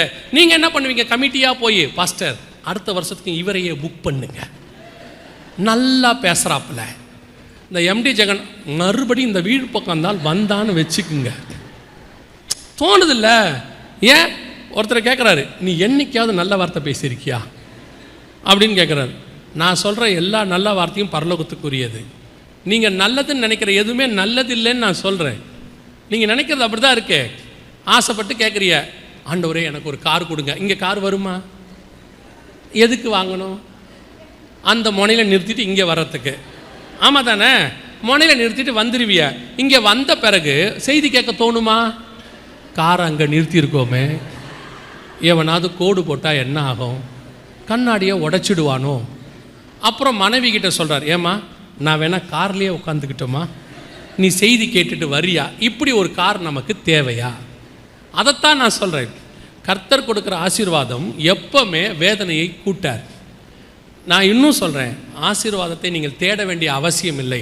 உண்மையுள்ள மனுஷன் பரிபூர்ண ஆசீர்வாதங்களை பெறுவார். அல்லேலூயா. நீங்கள் இப்படி ஆயிட்டீங்க, உங்களை ஏமாத்துறதுக்கு கொஞ்சம் ஊழியக்காரன் அப்படி ஆயிட்டான். ஊழியக்காரனை கெடுத்தது நீங்கள் தான், உங்களை கெடுத்தது ஊழியக்காரங்க. ஒருத்தருக்கு ஒருத்தர் மாறி மாறி கெடுத்துக்கிட்டிய. இதுக்கு அப்புறமாவது திருந்துனீங்கன்னா நல்லது. அல்லேலூயா. இனி நாங்கள் திருந்துவோன்றவங்க அல்லேலூயா சொல்லுங்க.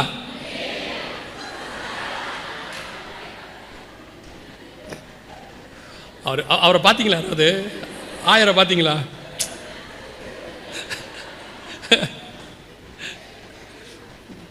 சரி, இதுக்கு மேலே திருந்தனா ஸ்தோத்திரம், அவ்வளோதான். இப்பவும் சொல்கிறேன், 23 சங்கீதம் அழகாக சொல்லும். கர்த்தர் என்னை புல்லுள்ள இடங்களில் மேய்த்து அமர்ந்த தண்ணீர் அண்டையில் நடத்துகிறார். அவர் என்னை நடத்துகிற பாதையில் நான் நடக்கணும், அவ்வளோதான். அந்த வசனம், அந்த சங்கீதம் எப்படி முடியும் தெரியுமா? நன்மையும் கிருபையும் என்னை தொடரும். நான் நன்மையும் கிருபையும் தேடி ஓட வேண்டிய அவசியம் இல்லை. நன்மையும் கிருபையும் என்னை தொடரும். நான் கர்த்தர் சொல்கிற பாதையில் ஒழுங்காக நடந்தா நன்மை கிருபை தானாக என் பின்னாடி வரும். அவ்வளோதான், வேலை முடிஞ்சு. நீங்கள் நன்மை கிருபையை தேடி ஓடுறீங்க, கர்த்தர் உங்கள் பின்னாடி வரமாட்டார். நீங்கள் கர்த்தர் சொல்கிற பாதையில் நடங்க. உங்களுக்கு என்ன தேவையோ அதை பரலோகம் கொடுத்து அழகு பார்க்கும். காரணம், பிள்ளைகள் நலமாய் இருக்க வேண்டும் என்று தகப்பன் விரும்புகிறார். அல்லேலூயா. அப்போ இந்த சம்பவங்கள் எல்லாம் ஏற்கனவே வேதத்தில் சொல்லி இருக்கு.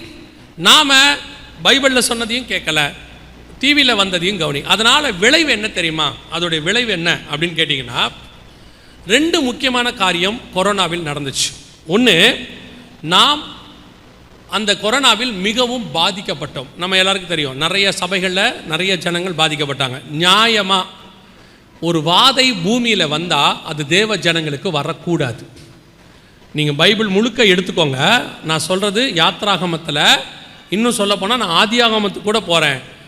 அவன் இருந்த அந்த ஈசாக்கு இருந்த தேசத்தில் முழுவதும் பஞ்சம் இருந்தது.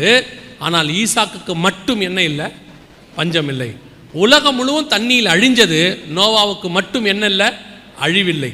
அப்படியே தாண்டி வாங்க, யாத்ராகமத்தின் புஸ்தகத்தில் எகிப்து முழுக்க வாதை வந்தது, அது இஸ்ரவேலில் இருந்த கோசேன் நாட்டில் மட்டும் வரவில்லை. அப்படியே தாண்டி வாங்க, இஸ்ரவேல் முழுக்க பஞ்சம் வந்தது, எலியா இருந்த வீட்டில் மட்டும் பஞ்சம் வரல. அதோட அர்த்தம் என்ன? தேவ ஜனங்கள், தேவ மனுஷர்கள் எங்கே இருக்கிறாங்களோ அங்கே மட்டும் அந்த வாதை வராது. வசனம் இன்னும் தெளிவாக சொல்லுது. உங்களுக்கு தெரிஞ்ச சங்கீதம், உன் பக்கத்தில் 1000 பேர் விழுந்தாலும் உன் வலது பக்கத்தில் 10,000 பேர் விழுந்தாலும் அது உன்னை, எல்லாம் தெரியும். அதான் ரொம்ப முக்கியம். எல்லாமே தெரியும், வசனம் எல்லாம் தெரியும். பாடுறதெல்லாம் நல்லா வாக்குத்தத்த பாட்டு தான், விசுவாச அறிக்கை தான். இதில் விசுவாச அறிக்கைன்னு வேற தனியாக ஒன்று வச்சிருக்கிய. ஆமாம் தானே? விசுவாச அறிக்கைன்னு ஒன்று இருக்குல்ல, அது வேற வச்சிருக்கீங்க தனியா. இது பத்தாததுக்கு சிங்கத்தின் மேலும் நடந்து வலு சர்ப்பத்தையும் மிதிப்பாய், பகலில் பறக்கும் அம்பிற்கும் இருளில் நடமாடும் கொள்ளை நோய்க்கும். ஆனால் வீட்டுக்குள்ள ஃபர்ஸ்ட் வருது. இதில் ஒரு பெருமை வேற சொல்லுவாங்க, ஊர் உலகத்தில் எங்கே வியாதி வந்தாலும் என் வீட்டுக்கு தான் ஃபஸ்ட்டு வருது. இது இது இது என்ன வாக்குத்தத்தம்? இது என்ன வாக்குத்தத்தம்? அப்புறம் ஏன் வந்துச்சு? காரணம் என்ன? எது வந்தாலும் ஆண்டவர் தெளிவாக சொல்லி வச்சிருக்கிறாரு, அது உன்னை அணுகாது. வாதை உன் கூடாரத்தை. ஏன் வந்துச்சு கொரோனாவில் வரத்துக்கு என்ன காரணம்? முன்னாடியே ஆண்டவர் இவ்வளோ காரியத்தை சொல்லியிருந்தார். நாம் மட்டும் ஆயத்தமாக இருந்தால் இது நமக்குள் வராமல் இருந்திருக்கும். என்ன ஆயத்தமாக இருக்கணும்? ஒரே ஒரு கான்செப்ட் தான்.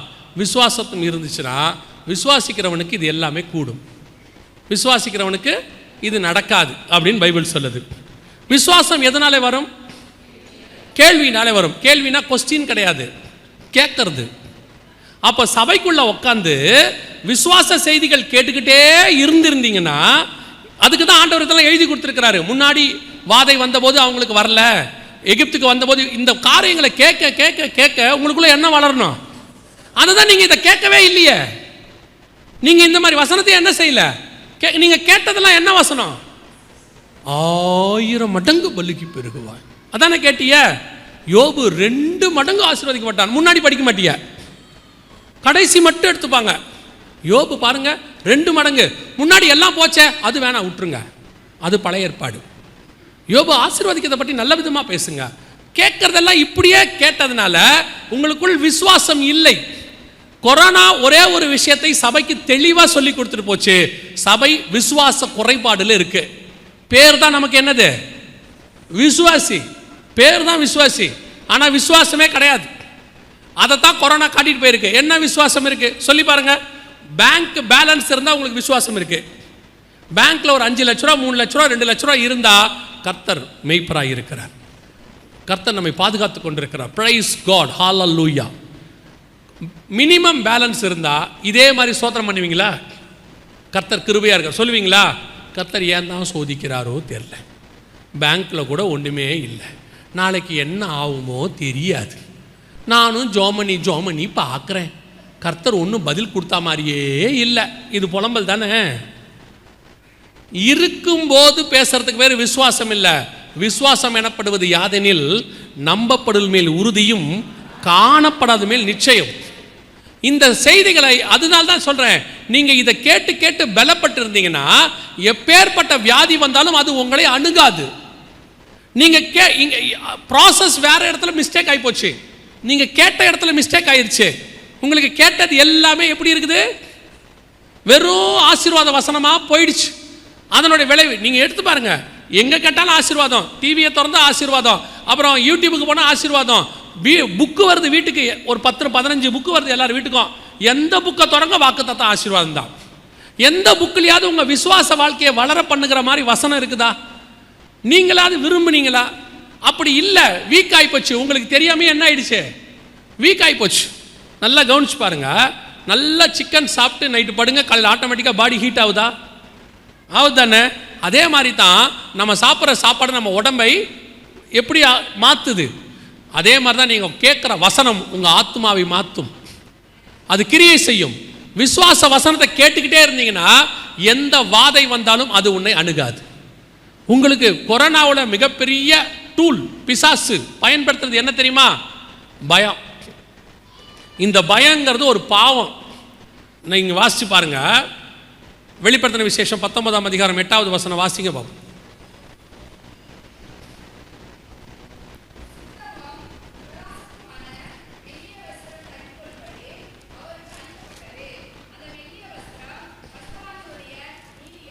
இல்லை, ஒரு நிமிஷமா.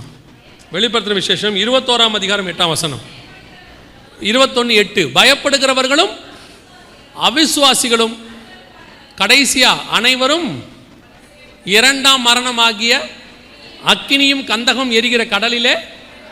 இந்த நரகத்துக்கு போறவங்க லிஸ்ட்ல ஃபர்ஸ்ட் யார் இருக்கா? பயப்படுகிறவர்கள். எதுக்கு பயப்படுறவங்க?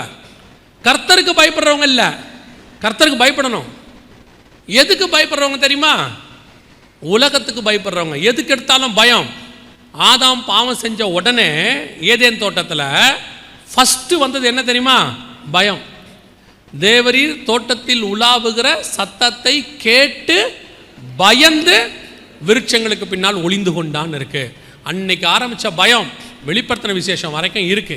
அதனால தான் ஆண்டவர் திருப்பி திருப்பி சொல்றாரு, பயப்படாதிருங்கள், பயப்படாதிருங்கள். பிசாசு பெரிய டூல். அதுவும் கடைசியாக இந்த கொரோனா நேரத்தில் யூஸ் பண்ணது என்னன்னா பயம். அதுக்கு அவன் யூஸ் பண்ணது மீடியா. டிவியை வச்சு, ஃபேஸ்புக்கை வச்சு அப்படியே நியூஸ் விடுறான். மியூசிக்கோட கொத்து கொத்தாய் ஜனங்கள் மடிந்து போகிறார்கள். அடுத்து தெருக்களிலே பிணங்கள் குவியலாய் கிடக்கிறது. மயானத்தில் எரிக்க வழி இல்லாமல் பிணங்கள் கேட்கும் போது எப்படி இருக்கு? அப்படியே பக்கு பக்குன்னு இருக்கு. அடுத்து மருத்துவமனைகளில் பிணங்கள் குவியலாய் கிடக்கிறது. ஒரு மருத்துவமனையிலும் பெட் இல்லை. கேட்க கேட்க எப்படி இருக்கு? ஏன் ஏன் ஏன் பயம் வருது? நீங்க தான் சொல்லியிருக்கிறீங்க, நம்ம ஆண்டவர் எல்லா வியாதியும் சுகமாக்கி இருக்கிறார். ஆக்கியிருக்கிறார் இல்லையா? இப்பவும் ஆக்கியிருக்கிறார் இல்லையா?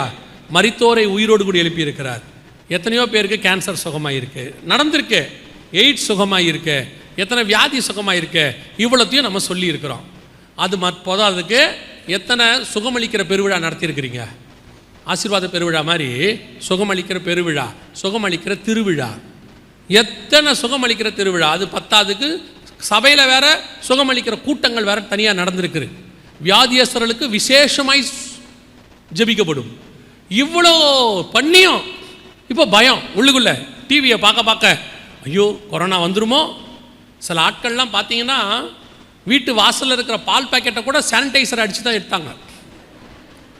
அப்படியே எடுத்து சானிடைசர் அடித்து தொடச்சி ஒரு நாளைக்கு 100 தடவை கையை கழுவி கேட்டால் சுத்தமாக இருக்கணும், சுத்தமாக இருக்கணும், சுத்தமாக இருக்கணும், கொரோனா வந்துடும் வந்துடும். வந்துடுச்சு. இந்த சும்மா ரோட்டில் உட்காந்த ஆளுக்கு வரவே இல்லை. நிறைய பேர் சும்மா சுற்றி இருந்தாம்ல, பல பேருக்கு என்ன செய்யலை, வரல. அந்த ஆளை கூப்பிட்டு, ஒரு எங்கள் ஏரியாவில் ஒரு ஏரியா அப்படி இருக்கு, அவரை கூப்பிட்டு கேட்டேன், என்னங்க மாஸ்க் போடலையான்னு. அதெல்லாம் நமக்கு வராது சார், கேஷுவலாக சொல்லிட்டு போனார். அவருக்கு வரல. ஒரு விஷயம் நல்லா தெரிஞ்சுக்கோங்க, இந்த பயம் மிகப்பெரிய டூல் பிசாசு. அந்த பயம் வந்து, ஆனால் ஒன்று தெரியுமா, இந்த கொரோனாவில் ஒரே ஒரு நல்லது நடந்துச்சு. என்னங்க கொரோனாவில் என்ன நல்லது நடந்துச்சுன்றீங்களா? கொரோனா உச்சத்தில் இருக்கும்போது ஒருத்தர் எனக்கு ஃபோன் பண்ணார். ஃபோன் பண்ணி, பிரதர் எங்கேயாவது ஞானஸ்தானம் எடுக்க முடியுமா இப்போன்னு கேட்டேன். நடந்த ஒரே நல்லது. நான் கேட்டேன், எதுக்கு இப்போ ஞானஸ்தானத்தை பற்றி கேட்குறீங்க? இல்லை பிரதர், எதுக்கு எடுத்து வச்சுருவோம் அப்படின்னாரு. ஏன் இவ்வளோ அர்ஜென்ட்டுன்னு? இல்லை பிரதர், நேற்று பக்கத்து வீட்டில் ஒன்று போயிடுச்சு, இன்றைக்கி காலையில் எதிர் வீட்டில் ஒன்று போயிடுச்சு, இன்னும் 2-3 வீட்டில் தான் வராமல் இருக்குது. எதாக இருந்தாலும் எடுத்து வச்சா நல்லதுன்னு நினைக்கிறேன். சபை திறந்துருந்த காலத்தில் ஞானஸ்தானத்துக்கு ஒப்பு கொடுனா ஒருத்தரும் ஒப்பு கொடுக்கல. தொட்டி நிறைய தண்ணி வச்சுக்கிட்டு தலை கிடைக்குமான்னு எத்தனையோ ஊழியக்காரங்க அலைஞ்சாங்க, ஒரு பயிலும் தலையை தூக்கலை. கொரோனா வந்த பிறகு எங்கேயாவது ஞானஸ்தானம் எடுக்கலாமா? நான் சொன்னேன், இப்போ எடுக்க முடியாதுன்னு சொன்னேன். உடனே அவர், என்ன பிரதர் இப்படி பொறுப்பு இல்லாமல் பேசுகிறீங்க? நான் சொன்னேன், வேறு வழி இல்லை, திறந்துருக்கிற காலத்தில் எடுக்க வேண்டியதுன்னு. அவர் கேட்டார், அப்போ என்ன தான் பண்ண சொல்கிறீங்க? சபை திறக்கிற வரைக்கும் சாகாமல் பார்த்துக்கோங்கன்னு சொன்னேன். அவ்வளோதான் சொல்ல முடியும், வேறு என்ன பண்ண முடியும்? இன்றைக்கி அது ஒன்று தான் கொரோனா நல்லது நடந்துச்சு. ஒரே பயம். ஊர்லேருந்து வந்த பையனை வீட்டுக்குள்ளே சேர்க்க மாட்டேன்ட்டாங்க, ஊர்லேருந்து வந்த கணவனை வீட்டுக்குள்ளே சேர்க்க மாட்டேன்ட்டாங்க. அவ்வளோ பயம், கொரோனா பயம். சரி, இப்போ கொரோனா இருக்கா இல்லையா? இருக்குதானே? ஏன் இப்போ பயம் இல்லை? சும்மா வேக்சின் போட்டுன்னு பயமுறுத்தாதீங்க. 30% மக்கள்னு வேக்சினே போடலையா உலகத்தில், 70% தான் போட்டிருக்கிறாங்களாமா. இப்போ என்ன காரணம் தெரியுமா? ஒன்று, நம்ம பாடியே அதை எதிர்ப்பதுக்கு ரெடி ஆகிடுச்சு. 2, ஜனங்களுக்கு அது மேலே அந்த பயம் போயிடுச்சு. பயம் மிகப்பெரிய பாவம். பயம் விசுவாசத்துக்கு எதிரி. நீங்கள் விசுவாசத்தோடு இருந்தால் உங்களுக்கு என்ன வராது? பயம் வராது. கேர்ஃபுல்லாக இருந்து கொள்ளுங்க. இது 2வது முத்திரை கடந்து போச்சு. இதுக்கு நாங்கள் முன்னாடியே 2018 சொன்னோம், யாருமே கேட்கவே இல்லை. ஒன்றும் இல்லை, இதில் என்ன பண்ணணும், ஆயத்தப்படணும், அவ்வளோதான். நல்ல விசுவாச வார்த்தையை கேட்டு வராதுன்னு இருந்தீங்கன்னா உலகம் முழுக்க வந்துச்சு, நமக்கு வராமல் இருந்திருக்கும். அப்புறம் என்ன பண்ணுவாங்க, கவர்மெண்ட்டில் இந்தியா முழுக்க ஒரு சர்வே எடுத்திருப்பாங்க. ஒரு உதாரணத்துக்கு சொல்கிறேன், நமக்கு வராமல் இருந்திருந்தா இந்தியா முழுக்க ஒரு சர்வே எடுப்பாங்க. எடுத்ததில் இப்பவும் எடுத்திருக்காங்க, எங்கெல்லாம் கொரோனா பாதிப்பு குறைவாக இருக்குன்னு பார்த்துருப்பாங்க. அதில் தெளிவாக ஒரு ரிப்போர்ட் வந்திருக்கோம், எல்லா பக்கத்திலும் கொரோனா இருந்திருக்கு, ஆனால் கிறிஸ்தவர்கள் மத்தியில் மட்டும் கொரோனா குறைவாக இருந்திருக்கு, அநேகர் பாதிக்கப்படலைன்னு சாட்சி வந்திருக்கோம். நீங்கள் சொல்லாமலேயே சுவிசேஷம் தானாய் பரவி இருக்கு. இங்கே இப்போ ரெண்டாவது பார்ட் இதுதான், நம்ம மிஸ் பண்ணிட்டோம். மிகப்பெரிய ஆத்தும அறுவடை போயிடுச்சு. சரி, இப்போ நான் அடுத்த காரியத்தை சொல்லிட்டு முடிக்கிறேன், நல்லா கவனிங்க. இப்போது கொரோனா உச்சத்தில் இருக்கும்போது ஆண்டவர் சொன்ன காரியம், 3வது முத்திரை நடக்க போது, அதை குறித்து நீ பேசுன்னு சொன்னார். 2021 3வது முத்திரை குறித்து சொல்லி கொண்டிருந்தோம். இப்போ அது நடைபெற்று கொண்டு இருக்கிறது எல்லா பகுதியிலும். வாசிங்க, வெளிப்படுத்தின விசேஷம் 6ஆம் அதிகாரம் 5வது வசனத்தை 6வது வசனத்தை வாசிங்க. யாராவது ஒருத்தர் உடைங்க பார்ப்போம். வேக வேகமாக 2 பேரும் உடைக்கிறீங்களா? சிரிக்காமல் உடைங்க. சரி.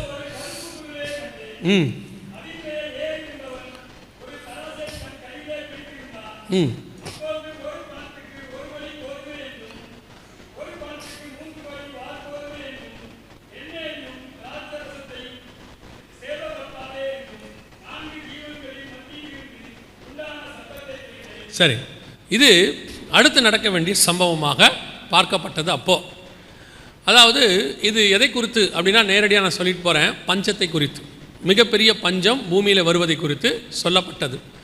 அதாவது கொரோனா உச்சத்தில் இருக்கும்போது ஆண்டவர் சொன்னார், உணவு பஞ்சம் பர்டிகுலராக தராசை பிடித்திருந்தான், 1 பணத்துக்கு 1 படி கோதுமை, 1 பணத்துக்கு 3 படி வார்கோதுமை, எண்ணெய், திராட்சை ரசம் சேதப்படுத்தாது. இது முழுக்க முழுக்க எதை பேஸில் இருக்குது?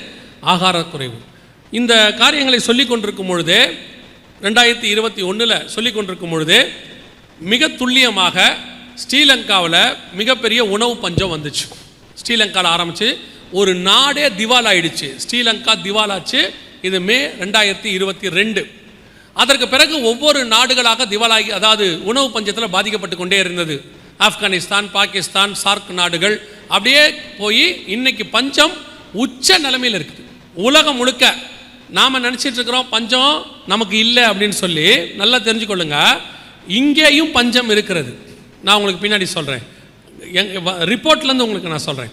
உலகம் முழுக்க இந்த பஞ்சம் தலைவிரிச்சு ஆட தொடங்கிச்சு, இப்பவும் இருக்குது. இப்போ இந்த பஞ்சத்தினுடைய விளைவு வசனம் 6ஆம் அதிகாரம் 5ஆம் வசனம் 6ஆம் வசனத்தில் சொல்லப்பட்டபடியே துல்லியமாக 2021 லாஸ்ட்டில் அந்த 6ஆம் வசனத்தினுடைய அந்த தீர்க்க தரிசனம் அடையாளமாக நிறைவேற தொடங்கியது. கவனிங்க, 1 பணத்துக்கு 1 படி கோதுமை, 1 பணத்துக்கு 3 படி வார்கோதுமை அப்படின்னு இருக்கு இல்லையா? சரியா 2021 நவம்பரில் ரஷ்யா உக்ரைன் பிரச்சனை ஸ்டார்ட் ஆச்சு. உலகத்திலேயே கோதுமை தயாரிக்கிற நம்பர் 1 நாடு உக்ரைன், நம்பர் 2 நாடு ரஷ்யா. 2 பேரும் சண்டை போட்ட உடனே உக்ரைனுடைய கோதுமை உற்பத்தி பாதிக்கப்பட்டிருக்கு. இன்னைய வரைக்கும் ரஷ்யா கோதுமை ஏற்றுமதியை தடுத்து நிறுத்தி இருக்குது. இன்னைய வரைக்கும் உலக நாடுகளுக்கு கோதுமை குறைவாக கிடைச்சிக்கிட்டு இருக்குது. பல நாடுகளில் விலை உச்சத்தை தொற்றிருக்கிறது கோதுமை உற்பத்தி. 3வது அதிகமாக கோதுமை தயாரிக்கிற நாடு இந்தியா. இந்தியா சொல்லிருச்சு, எங்களுக்கே கோதுமை குறைவாக இருக்குது, நான் நார்த் இந்தியா முழுக்க இந்தியா கோதுமை தான் சாப்பிட்றாங்க, நாங்கள் ஏற்றுமதி பண்ண போகிறதுலேருந்து இன்றைக்கும் கோதுமை ஏற்றுமதி தடையில் தான் இருக்குது இந்தியாவில். ஸோ கோதுமை மிகப்பெரிய பாதிப்பை, பர்டிகுலராக நம்பர் 1 கோதுமை தான் மிகப்பெரிய அளவில் இருந்துச்சு. இப்போ நீங்கள் பாருங்கள், அந்த 6வது வசனம் இருக்கு இல்லையா, 1 பணத்துக்கு 1 படி கோதுமை. அந்த 1 பணம் என்பது, 1 படி கோதுமை என்பது ரொம்ப காஸ்ட்லின்னு அர்த்தம். எப்படி நீங்கள் சொல்கிறீங்க அப்படின்னு கேட்டால், பைபிள் காலத்தில் ஒரு 5000 பேர் வந்துட்டாங்க இயேசுடைய கூட்டத்துக்கு. புருஷர்கள் மட்டும், ஆண்கள் மட்டும், பெண்கள் குழந்தைகள் கணக்கெல்லாம் அங்கே இல்லை.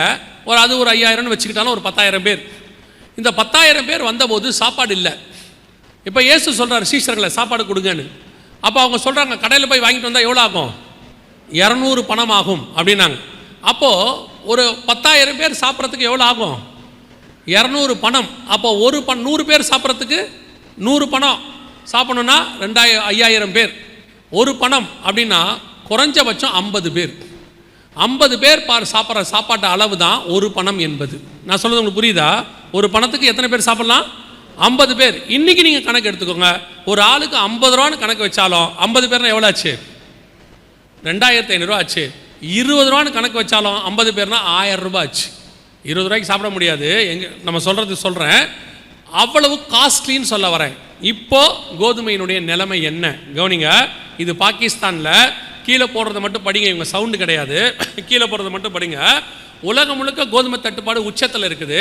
ஆனால் இங்கே பாகிஸ்தானில் இது ஒரு அடையாளமாக, இந்த வசனத்துக்கு ஒரு அடையாளமாக, 1 கிலோ கோதுமை மாவின் விலை எவ்வளோன்னு அங்கே போடுவாங்க பாருங்கள், 1500 ரூபாய். சரிதா? 1 கிலோ கோதுமை எவ்வளவு? 1500 ரூபா. ஸ்ரீலங்காக்கெல்லாம் போயிட்டா 3000 ரூபா, பர்மாக்கெல்லாம் போயிட்டா 10,000 ரூபா இந்தியா பணத்துக்கு அளவுக்கு கோதுமை போயிட்டே இருக்குது வாங்கிறதுக்கு. விலைவாசியினுடைய உச்சம் உலகம் இன்னைக்கு போயிட்டு இருக்குது எல்லா பகுதியிலையும். ஆண்டவர் சொன்னபடி துல்லியமாக இது இன்னைக்கு சிச்சுவேஷன். இப்பவும் சொல்கிறேன், இது வெறும் நம்ம பாகிஸ்தான் இந்த பகுதி மட்டும் இல்லை. இங்கே பாருங்க, யூகேக்கு நீங்கள் போயிட்டீங்கன்னா பஞ்சத்தினுடைய உச்சத்தில் இருக்குது யூகே. அமெரிக்கா ஏழை நாடுகள் லிஸ்ட்டில் வந்துருச்சு. உலகம் முழுவதும் மிகப்பெரிய உணவு பஞ்சம் தலைவிரிச்சு ஆடிக்கிட்டு இருக்கு. அதோட கூட இப்போ இந்த ஹவுதீஸ் பிரச்சனை ஸ்டார்ட் ஆயிடுச்சு. செங்கடலில், ரெட் சீல வியாபார கப்பல்கள் என்ன செய்ய முடியல, வர முடியல. அதனாலேயும் விலைவாசி என்ன செய்யுது, ஏறிக்கிட்டே போகுது. இன்னும் விலைவாசி என்ன செய்யும், ஏறிக்கிட்டே போகும். இந்திய குடோன்களில் கோதுமை குறைஞ்சிருச்சான். இது இந்திய அரசாங்கம் வெளியிட்டது. இந்தியாவின் கிடங்குகளில் 7 ஆண்டுகளில் காணாத வகையில் கோதுமை அளவு குறைஞ்சிருச்சு. சவுத் இந்தியாவில் பார்த்தீங்கன்னா அரிசி பஞ்சம் இங்கே போட்டிருக்கு. இதெல்லாம் பேப்பரில் வந்த நியூஸ், இது எதுவும் என் நியூஸ் இல்லை, பேப்பரில் வந்தது. வேதம் சொன்னபடியே பஞ்சத்தின் நாட்கள் ஆரம்பித்து போயிட்டு இருக்கு. இன்னும் இந்த பஞ்சம் உச்சத்துக்கு போவோம். காரணம், இஸ்ரேல் ஹவுதீஸ் யுத்தம் ஸ்டார்ட் ஆயிடுச்சு நேற்றுலேருந்து ஏமனோட. இது இன்னும் பெருசாக மாறும். அடுத்தடுத்து ஈரான் உள்ளே நுழையுது. எப்பவுமே யுத்தம் அதிகமானால் பஞ்சம் அதிகமாகும். என்ன காரணம் அப்படின்னு கேட்டிங்கன்னா, எல்லா விலைவாசியும் என்ன செய்யும், ஏறும். இப்போவே விலைவாசி எங்கே இருக்குது உங்களுக்கு தெரியும் நினைக்கிறேன். போன வருஷத்துக்கு இந்த வருஷம் அரிசியின் விலை எங்கே இருக்குது, உச்ச நிலைமையில் இருக்குது. 700 ரூபா 800 ரூபா 1000 ரூபாய்க்கு விற்ற அரிசி இன்னைக்கு 1700 ஒரு மூட்டை, 1800 ஒரு மூட்டை, 2000 சில மூட்டைகள். இது எல்லாத்துலேயும் இருக்குது. எண்ணெயில் ஏறி இருக்குது, பெட்ரோலில் ஏறி இருக்குது, எல்லாம் ஏறுது. வேதம் சொன்ன பஞ்சத்தின் காலம் இருக்குது, போயிட்டுருக்கு. ஆனால் இதில் என்ன ஒரே ஒரு காரியம் என்னென்னா, உங்களுக்கு எனக்கும் இந்த பஞ்சம் வேறு விதமாக கர்த்தர் காப்பாற்றிக்கிட்டு இருக்கிறார். நான் எப்பவும் சொல்லுவேன், பஞ்சம் இருக்கும், நம்ம கர்த்தர் எப்படி அதில் காப்பாற்றுறாருங்கிறது தான் ரொம்ப முக்கியம். நான் சொல்கிறது உங்களுக்கு புரியுதா? ஐயோ இவர் யுத்தம் வருன்றாரு, பஞ்சம் வருங்கிறாரு அப்படின்னா, இது எதுவுமே நமக்கு அல்ல. திருப்பியும் சொல்கிறேன், யுத்தங்களையும் யுத்தங்களின் செய்திகளையும் கேள்விப்படுவீர்கள். அடுத்து இயேசு என்ன சொன்னார், கலங்காதபடிக்கு எச்சரிக்கையாயிருங்கள். ஏங்க யுத்தம் வந்தால் ஏன் கலங்கக்கூடாது, பஞ்சம் வந்தால் ஏன் கலங்கக்கூடாது? இது எல்லாம் வரும். இது வெளியே கொடுக்கப்படுகிற அடையாளம், சபைக்குள்ளே கொடுக்கிற அடையாளம் அல்ல. இது எதுவுமே எலியா இருக்கிற வீட்டுக்குள் வராது, வாதை இஸ்ரவேல் இருக்கிற வீட்டுக்குள் வராது, ஆட்டுக்குட்டியின் ரத்தம் பூசப்பட்ட வீட்டுக்குள் வராது. அப்படின்னா எங்களுக்கு மட்டும் எப்படி கோதுமை விலை ஏறிடுச்சு, பெட்ரோல் விலை ஏறிடுச்சு, அரிசி விலை ஏறிடுச்சு, எங்களுக்கு வராதுன்னா என்ன அர்த்தம்? நல்லா கவனிச்சுக்கொள்ளுங்க. இப்போ நம்ம போகிறோம், நம்ம போன உடனே பெட்ரோல் பங்க்கில் எல்லாருக்கும் 100 ரூபா, உங்களுக்கு பின்னாடி ஒரு ஒளிவட்டம் தெரியுது, நீங்கள் உங்கள் முகம் நீதிமானாக இருக்குது, பரிசுத்தவான்களுக்கு 70 ரூபான்னு சொல்ல போகிறாங்களா? கன்ஃபார்மாக கிடையாது. நமக்கு எல்லாரை விட 5 ரூபா எக்ஸ்ட்ரா கேட்பாங்க. ஏன்னு கேட்டிங்கன்னா, நாம் சந்தோஷமாக இருந்தாலும் சங்கீதம் பாடுவோம், கஷ்டமாக இருந்தாலும் பாட்டு பாடுவோம். நம்ம போகும்போதே பாட்டு பாடிக்கிட்டு தான் போவோம். நம்மளை பார்க்கும்போது அவங்களுக்கு எப்படி தோணும் தெரியுமா, எவ்வளோ சந்தோஷமாக பாடிக்கிட்டு வராம்பார், எவ்வளோ கஷ்டத்தில் இருக்கிறோம் இவனுக்கு. இப்போ நினைக்கிறாங்க. இதில் ஒரு பெரிய கொடுமை என்னென்னா, கர்த்தர் நமக்கு இந்த ரட்சிக்கப்பட்ட பிறகு ஒரு நல்ல முகத்தை மாற்றி வச்சுருக்கிறார். இந்த ரட்சிப்பின் சந்தோஷம் இருக்குல்ல, நம்ம கடன் கேட்க போனால் கூட எவனும் நம்ப மாட்டேங்கிறான். யார் இவர் நம்மக்கிட்ட கடன் கேட்க வந்திருக்காரு. ஏன்னா நம்ம கடன் கேட்க போகும்போதே குளிச்சு முழிச்சு இன் பண்ணி நீட்டாக அப்படி போகும்போதே, போய் இறங்கும் போதே, பைக்கில் இறங்கும் போதே கம்பீரமாக இறங்குறோம். ஒரு 10,000 ரூபா இருக்குமா, கடன் கொடுக்குறவன் பெட்ரோல் போட வழி இல்லாமல் உட்காந்துருப்பாங்க. அவன் நம்மளை பார்த்து டென்ஷன் ஆகிறான், யார் உனக்கு நான் கடன் கொடுக்கவா? கர்த்தர் முகத்தை மாற்றிட்டார். அதனால் நமக்கு கண்டிப்பாக எல்லாரை விட 5 ரூபா ஜாஸ்தியாக தான் சொல்ல போகிறான். அப்போ எப்படி நமக்கு மட்டும் இந்த பஞ்சம் வராமல் இருக்கும் அப்படின்னா, நமக்கு விலை எல்லாரை விட அதிகமாக கூட இருக்கும், எல்லாருக்கும் இருக்கிற விலை இருக்கும். ஆனால் ஒன்று, அதை வாங்கக்கூடிய அளவுக்கு உங்கள் கரங்களையும் என்னுடைய கரங்களையும் பலப்படுத்த கர்த்தர் வல்லமை உள்ள தேவனாக இருக்கிறார். நமக்கு என்ன ஆண்டவர் செய்வார். எப்படி செய்வார்? அதான் கர்த்தர் கிருபை. நம்மளை பார்த்து பொறாமையாக கேட்குறான், நீங்கள் மட்டும் எப்படி சார் இவ்வளோத்துக்கு நடுவில் இப்படி இருக்கிறீங்க? வேற ஒன்றும் இல்லை சார், எங்கள் தேவன் அப்படிப்பட்ட தேவன், அவ்வளோதான். எங்களை அவர் அப்படி வச்சிருக்காரு. எப்படி அவர் அதான் எப்படி நடக்குது? ஏதோ ஒருத்தர் இன்னைக்கு கூட ஒரு ஐயா சாட்சி சொன்னார், அழகா சொன்னார். கொரோனா நேரத்தில் கர்த்தர் என்ன பண்ணாராம்? ஆசீர்வதிச்சு அவரை இருந்த பிஸ்னஸை மாற்றி அமைச்சு வேற ஒரு பிஸ்னஸை கொடுத்து ஆசீர்வதிச்சு கொரோனாவில் அவர் என்ன பண்ணிட்டாராம்? அதுதான் நம்ம தேவன் வேலை. பெரிய பெரிய பிஸ்னஸ் மேனெல்லாம் மூடிட்டு சூசைட் பண்ணிட்டு போயிட்டான். நம்மளை கர்த்தர் அழகாக மாற்றிட்டார். ஒரு புறஜாதியாரிலேருந்து ஆண்டவரை ஏற்றுக்கொண்டு வந்துட்டாங்க. அதாவது வேறு வழிபாட்டில் உள்ளவங்க வந்துட்டாங்க. அவங்களுக்கு எப்படின்னு கேட்டிங்கன்னா வட்டி கூட்டு வாழ்கிறது தான் அவங்க பழக்கம். இப்போ ஆண்டவரை ஏற்றுக்கொண்டாங்க, வட்டி கூடக்கூடாதுன்னு தெரிஞ்சு போச்சு. இப்போ அவங்கள அந்த நேரம் கொரோனா வந்துடுச்சு. சாட்சி என்கிட்ட அவங்க சொன்னதை சொல்கிறேன். கொரோனா வந்துடுச்சு. அப்போ என்ன பண்ணுறதுன்னு தெரியல. ஜெபம் பண்ணியிருக்கிறாங்க. ஆண்டவர் ஒரு ஞானம் கொடுத்துருக்கிறாரு. என்ன தெரியுமா? அந்த வீட்டில் இருக்கிற பெரியம்மா நல்லா சமோசா போடுவாங்களாம், இந்த பலகாரம் செய்வாங்களாம். அவர் பலகாரம் போட இந்த ஐயா அதெல்லாம் சுட்டு எடுத்து கொடுக்க, அந்த பிள்ளைங்கள் தட்டுக்கிட்டெல்லாம் கொடுக்க, வீட்டு வாசல்லையே கடை போட்டிருக்கிறாங்க. கொரோனா 3 வருஷம் கழிச்சு முடியும் போது இடம் வாங்கிட்டாங்க. நடந்த சம்பவம் அவங்களே சாட்சி சொன்னாங்க. என்ன செய்யுதுன்னு தெரியாமல் ஒரு வண்டி போட்டோம், தள்ளு வண்டி. 3 வருஷம் முடியும் போது எங்களுக்கு இடம் வாங்கும்படி கர்த்தர் கிருபை தந்தார். அதுதான் நம்முடைய தேவனுடைய தயவு. அவர் பஞ்ச காலத்தில் 100 மடங்கு ஆசீர்வதிக்கிற ஆண்டவராக இருக்கிறார். அல்லேலூயா. எதுக்கு இதை உங்களை சொல்கிறேன்னா, பஞ்சம் வரப்போவது நிச்சயம். 2025 இந்த பஞ்சம் இன்னும் கொஞ்சம் அதிகமாகி மாறும். உங்கள் தீர்க்கதரிசிகள் என்ன சொல்ல போகிறாங்கன்னு எனக்கு தெரியாது. ஏன்னா நீங்கள் ஆளுக்கு ஒரு தீர்க்கதரிசி வச்சுருக்கிறீங்க, வீட்டுக்கு ஒன்று வச்சுருக்கிறீங்க. நீங்கள் ஆளுக்கு நீங்கள் நாங்கள் பைபிள் என்ன சொன்னால் கூட கேட்க மாட்டீங்க. பைபிள் எப்படி சொல்லியிருக்கேன் அதை விடுங்க, ஐயா என்ன சொன்னார். நீங்கள் அப்படிப்பட்ட ஆட்கள். அதுவும் உங்கள் தீர்க்கதரிசிக்கிட்ட இருக்கிற ஆண்டவர் ஜனவரி மாதம் 1ஆம் தேதி தான் பேசுவேன்னு அடம் முடிக்கிறார். அது ஏனும் தெரிய மாட்டேங்குது. மிச்சம் 364 நாளும் அமைதியாகவே இருக்கார். அது ஏனும் உங்களுக்கும் தெரிய மாட்டேங்குது. நீங்கள் போய் நேராக தீர்க்கதரிசிக்கிட்ட வேற இந்த வருஷம் என்ன ஆகும், போன வருஷத்தை விட மோசமாகும், அவ்வளோதான். அப்படி தானே நடந்திருக்கு 5 வருஷமா. 5 வருஷமா அதானே நடக்குது. உங்கள் தீர்க்கதரிசிகள் கொரோனா வரும்னு சொன்னாங்களா இல்லையா? ஒரு தீர்க்கதரிசி எந்த தீர்க்கதரிசியாவது புயல் வரும்ன்றாரா? ஆனால் நம்ம தீர்க்கதரிசிலாம் சூப்பராக சொல்லுவாங்க. எனக்கு அவங்களை ரொம்ப பிடிக்கும். அதனால தான் ஜப்பானில் பூகம்பம் வரும். நீங்கள் போய் பார்க்கவா போகிறீங்க? சைனாவில் பாலம் விழும். நீங்கள் போய் கேட்கவா போறியா? பம்பாயில் என்ன நடக்கும் அதை கர்த்தர் வெளிப்படுத்தவில்லை. அப்புறம் நீ எந்த நாட்டுக்கு தீர்க்கதரிசி? ஜப்பானில் பூகம்பம் வரத்துக்கு தான் ஜப்பானில் தீர்க்கதரிசி இருக்கிறாரே. நீ என்ன பண்ணுற? புரியுதா உங்களுக்கு? புரியாது. புரிஞ்சிருந்தா தான் தெரிஞ்சிருப்பீங்களே இல்லையா? ஆமாம், தீர்க்கதரிசிக்கிட்ட போய் கேட்கறது அடுத்து என்ன நடக்கும். 7 மாதம் ஒரு அம்மாவுக்கு போய் தீர்க்கதரிசிகிட்ட கேட்குறாங்க, எனக்கு என்ன குழந்தை பிறக்கும். 3 மாதம் வெயிட் பண்ணால் தானாக தெரியும். இப்போ நீங்கள் 3 மாதத்துக்கு முன்னாடி தெரிஞ்சு என்ன பண்ண போகிறீங்க? என்ன தான் பண்ண போகிறீங்க?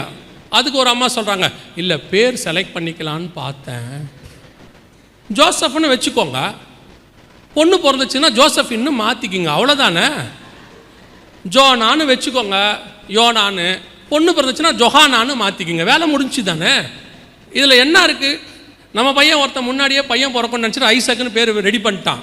பார்த்தா பொண்ணு பிறந்துச்சு, ஐஸ்லின்னு மாற்றிட்டான், வேலை முடிஞ்சு, அவ்வளோதானே. இதில் உங்களுக்கு முன்னாடி பேர் செலக்ட் பண்ணி என்ன பண்ண போறிய? இதில் தேடி பிடிச்சி தீர்க்கதரிசியை போய் அவரை பார்த்து அவர்கிட்ட போய் எனக்கு என்ன குழந்தை பிறக்கும் பிரதர், அவர் கண்ணை மூடி சுருக்கி உருட்டி அப்படியே எல்லாம் பார்த்து 5 நிமிஷம் கழிச்சு சொல்கிறாரு, பிள்ளை குப்புறப்படுத்துறதுக்கு என்னன்னே தெரியலன்னு சொல்கிறார். இப்படி ஒரு தீர்க்கதரிசி உங்களுக்கு தேவையா? நல்லா தெரிஞ்சுக்கோங்க, உலகத்திலேயே த பெஸ்ட் தீர்க்கதரிசி உங்களுக்குள் இருக்கிற பரிசுத்த ஆவியானவர். அவர் வரும் காரியங்களை குறித்து உங்களுக்கு போதிப்பார்னு யோவான் 16 சொல்லுது. இருக்கிற தீர்க்கதரிசியை விட்டு பிரிய. ஆக்சுவலாக உங்களுக்கு பிரச்சனை என்ன தெரியுமா? நான் இப்போ உங்களை சொல்லலை, தெரியா? நான் சொல்ல போகிறது பாம்பேக்கு வெளியே. ஒருவேளை உங்களுக்கு குத்துச்சுன்னா நீங்கள் தானே கவனிங்க.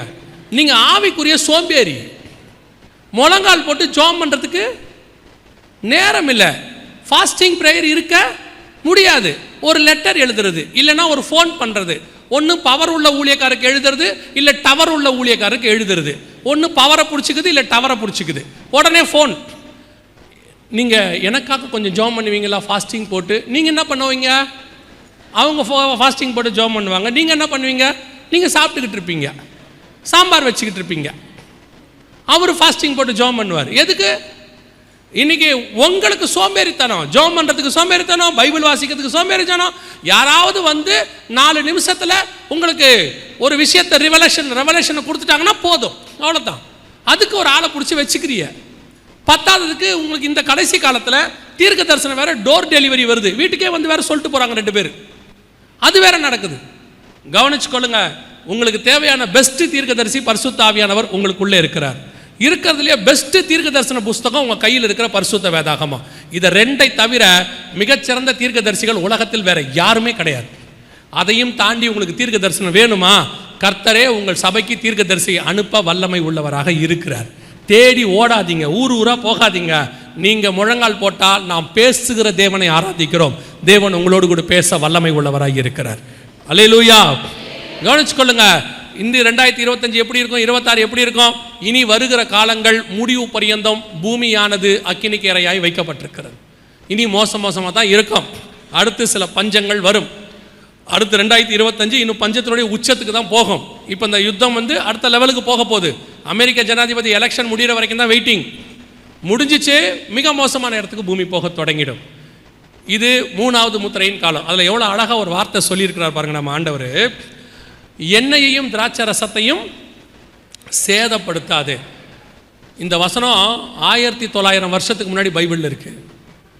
இன்னைக்கு கோதுமை பஞ்சத்தை பற்றி அன்றைக்கி பேசியிருக்கு. அதே நேரத்தில் எண்ணெயும் திராட்சை ரசமும் என்ன ஆகாது? சேதமாகாது. உங்களுக்கு தெரியுமா, இன்னைக்கு உலகத்தினுடைய பொருளாதாரத்தில் மைய பொருளாக இருக்கிற நம்பர் 1 எது தெரியுமா? எண்ணெய், கச்சா எண்ணெய், க்ரூட் ஆயில். வேர்ல்டோடைய இதையே நிர்ணயிக்கிறது எது தான் நிர்ணயிக்குது? ஆயில் தான் நிர்ணயிக்குது. ஆனால் இந்த கச்சா எண்ணெய் பூமி கடியில் இருக்குங்கிறத கண்டுபிடிச்சது 19ஆம் நூற்றாண்டு 1857 கலிஃபோர்னியாவில். இன்னைக்கு உலகத்தில் எண்ணெய் தயாரிக்கிற நாடுல நம்பர் 1 சவுதி அரேபியா. அவங்க எடுத்தது 1940களில் 2ஆம் உலக யுத்தம் முடிஞ்ச பிறகு. ஆனால் 1900 வருஷத்துக்கு முன்னாடி பைபிள் சொல்லுது எண்ணெய் சேதப்படாமல் இருக்கும். எல்லா விலைவாசி ஏறும், ஆனால் எது மட்டும் சேதப்படாமல் இருக்கும்? இன்னைக்கும் ஒரு பேரல் $100 தான், $100 தான் விற்கிது. இன்னும் குறைவாக இருக்குது. இது எத்தனை வருஷத்துக்கு முன்னாடி தீர்க்க தரிசனம்? 1900 வருஷத்துக்கு முன்னாடி உள்ள தீர்க்க தரிசனம். இத்தனை துல்லியமாய் தீர்க்க தரிசனம் உரைக்கிற தேவன் ஒருவர் உண்டு என்று சொன்னால் அது ஆண்டவராகிய இயேசு கிறிஸ்து ஒருவர் மட்டுமே. அத்தனை துல்லியமான வேதாகமம் ஒன்று இருக்கிறது என்று சொன்னால் அது பரிசுத்த வேதாகமம் மட்டுமே. அல்லேலூயா. அந்த தேவனும் அந்த வேதமும் நம்முடையதாக இருக்கிறது. உங்களுக்கு சந்தோஷமே இல்லை பாருங்களேன், உங்களுக்கு சந்தோஷமே இல்லை. எனக்கெல்லாம் இந்த தேவன், நான் வந்து வேறு மார்க்கத்திலேருந்து இயேசுவை தெரிந்து கொண்டவன். எனக்கெல்லாம் இந்த இயேசுவை தெரிஞ்சது, பைபிள் தெரிஞ்சதுங்கிறதுல உலகத்திலேயே எனக்கு ஃபஸ்ட்டு சந்தோஷம் அதுதான். இயேசு தன்னை வெளிப்படுத்தினார், இந்த வேதத்தை கையில் கொடுத்தார்.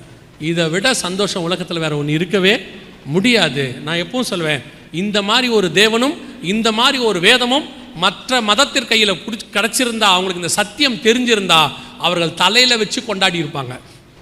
நம்ம தான் இவ்வளோ அசட்டையாக இருக்கும். நல்லா தெரிஞ்சுக்கொள்ளுங்க, வேதம் சொன்னபடி 3வது முத்திரையின் காலம் போய்கொண்டே இருக்கிறது. இது இன்னும் உச்சத்துக்கு போகும். அதை அடுத்து ஒரு மிக முக்கியமான ஒரு காரியம் நடக்கும். அதை மாத்திரம் சொல்லிட்டு நான் ஜெபம் பண்ணி முடிக்க போகிறேன். வாசிங்க அந்த 6ஆம் அதிகாரம் வெளிப்படுத்தின விசேஷம் 8வது வசனத்தை வாசிங்க.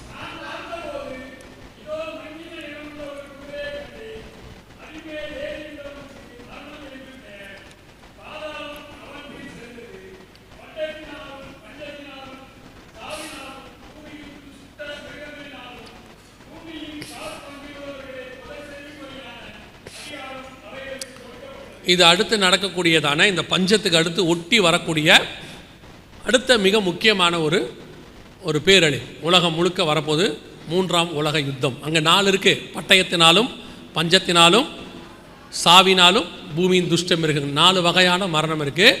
அதில் ஃபஸ்ட்டு பட்டயம். அந்த பட்டயம் என்பது யுத்தம், அதாவது மனுஷன் கையில் உள்ள பட்டயம், அது யுத்தம்.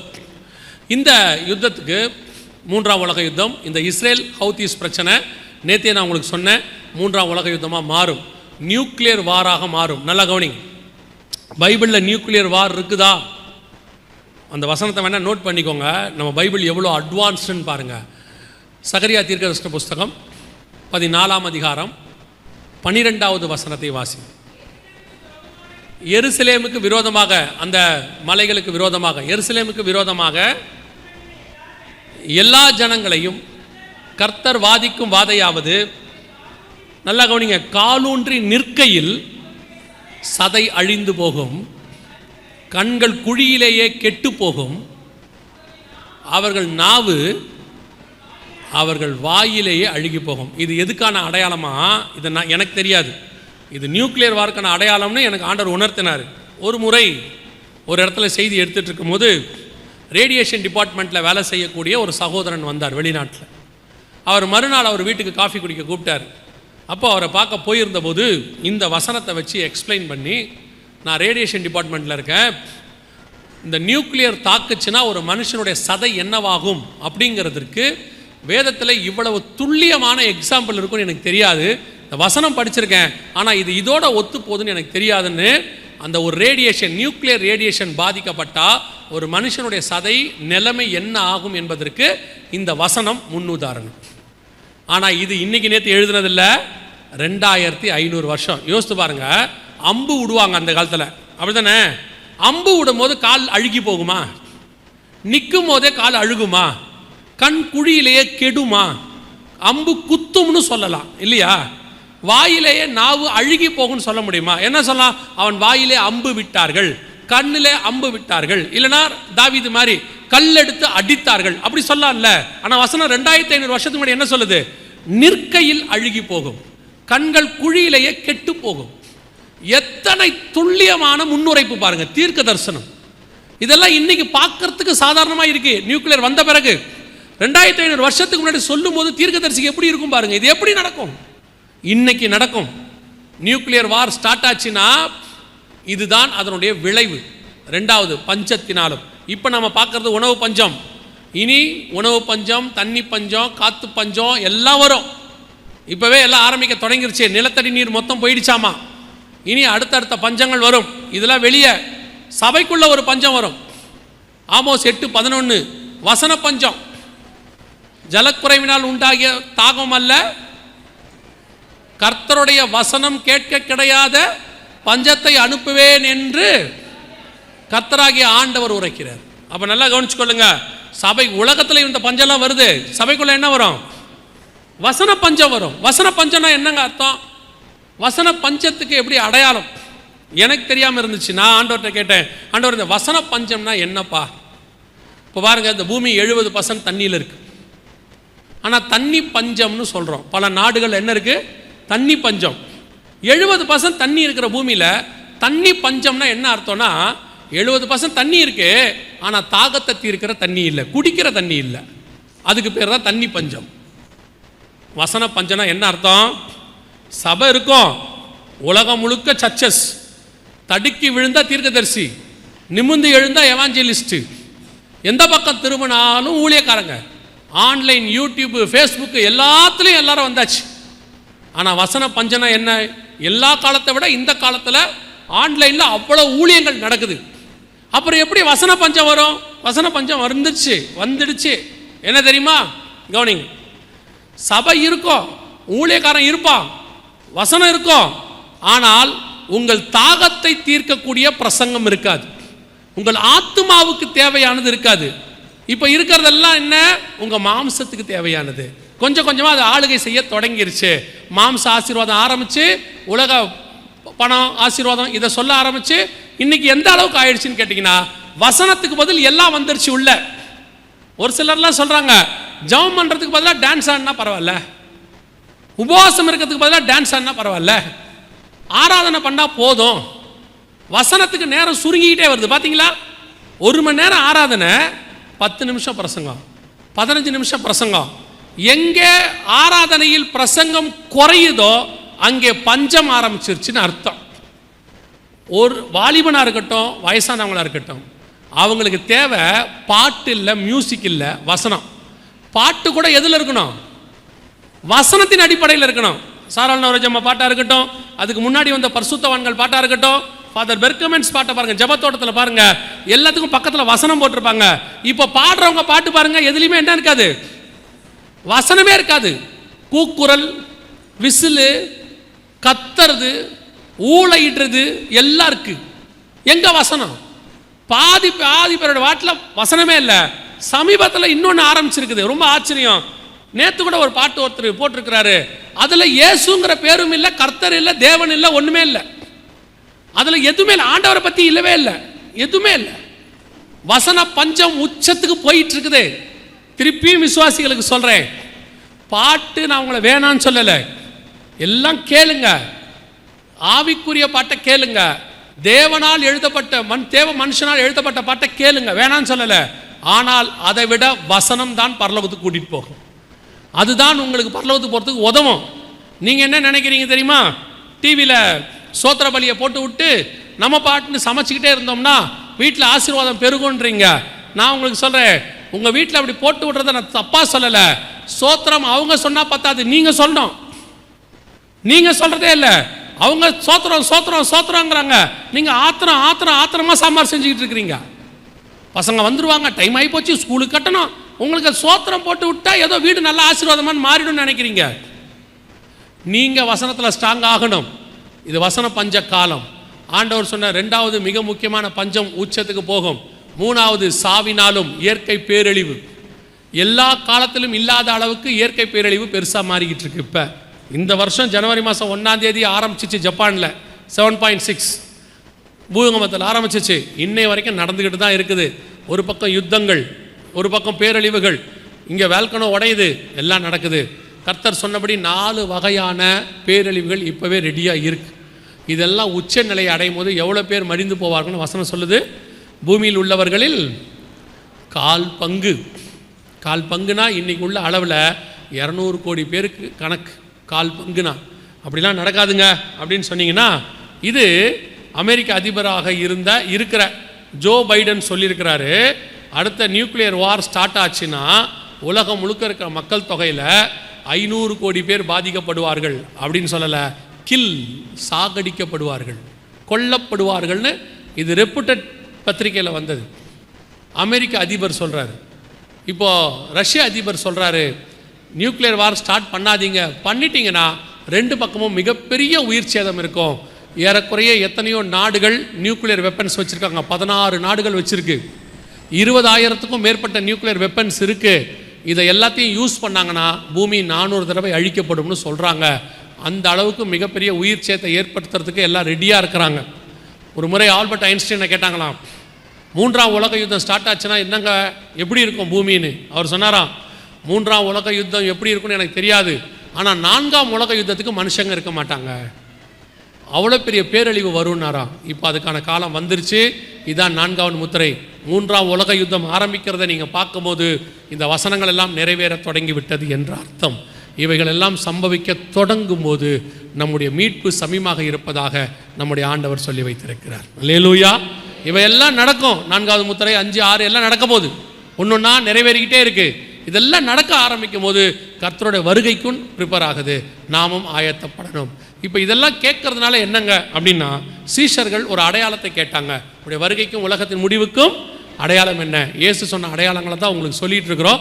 அது எப்படி நடக்குதுன்னு சொல்லிட்டு இருக்கிறோம். இந்த அடையாளங்கள் ஒன்றே ஒன்று சொல்லுது, நம்முடைய ஆண்டவர் வெகு சீக்கிரத்தில் வரப்போகிறார். ஆண்டவர் சொன்ன கடைசி கால அடையாளத்துக்குள் நாம் வந்துட்டோம். கர்த்தருக்கு சித்தமானால், அவர் எப்போ வருவார்னு தெரியாது, கர்த்தருக்கு சித்தமானால் நம்முடைய தலைமுறை அவருடைய வருகையை பார்ப்பதற்கு நிறைய வாய்ப்பு இருக்கிறது. 2000 வருஷமாக யூதர்கள் காத்திருந்தாங்க. ஆனால் இயேசு வரும்போது அவங்க ஆயத்தமாக இல்லாமல் இருந்தாங்க. இப்போவும் சபை 2000 வருஷமாக காத்திருக்குது.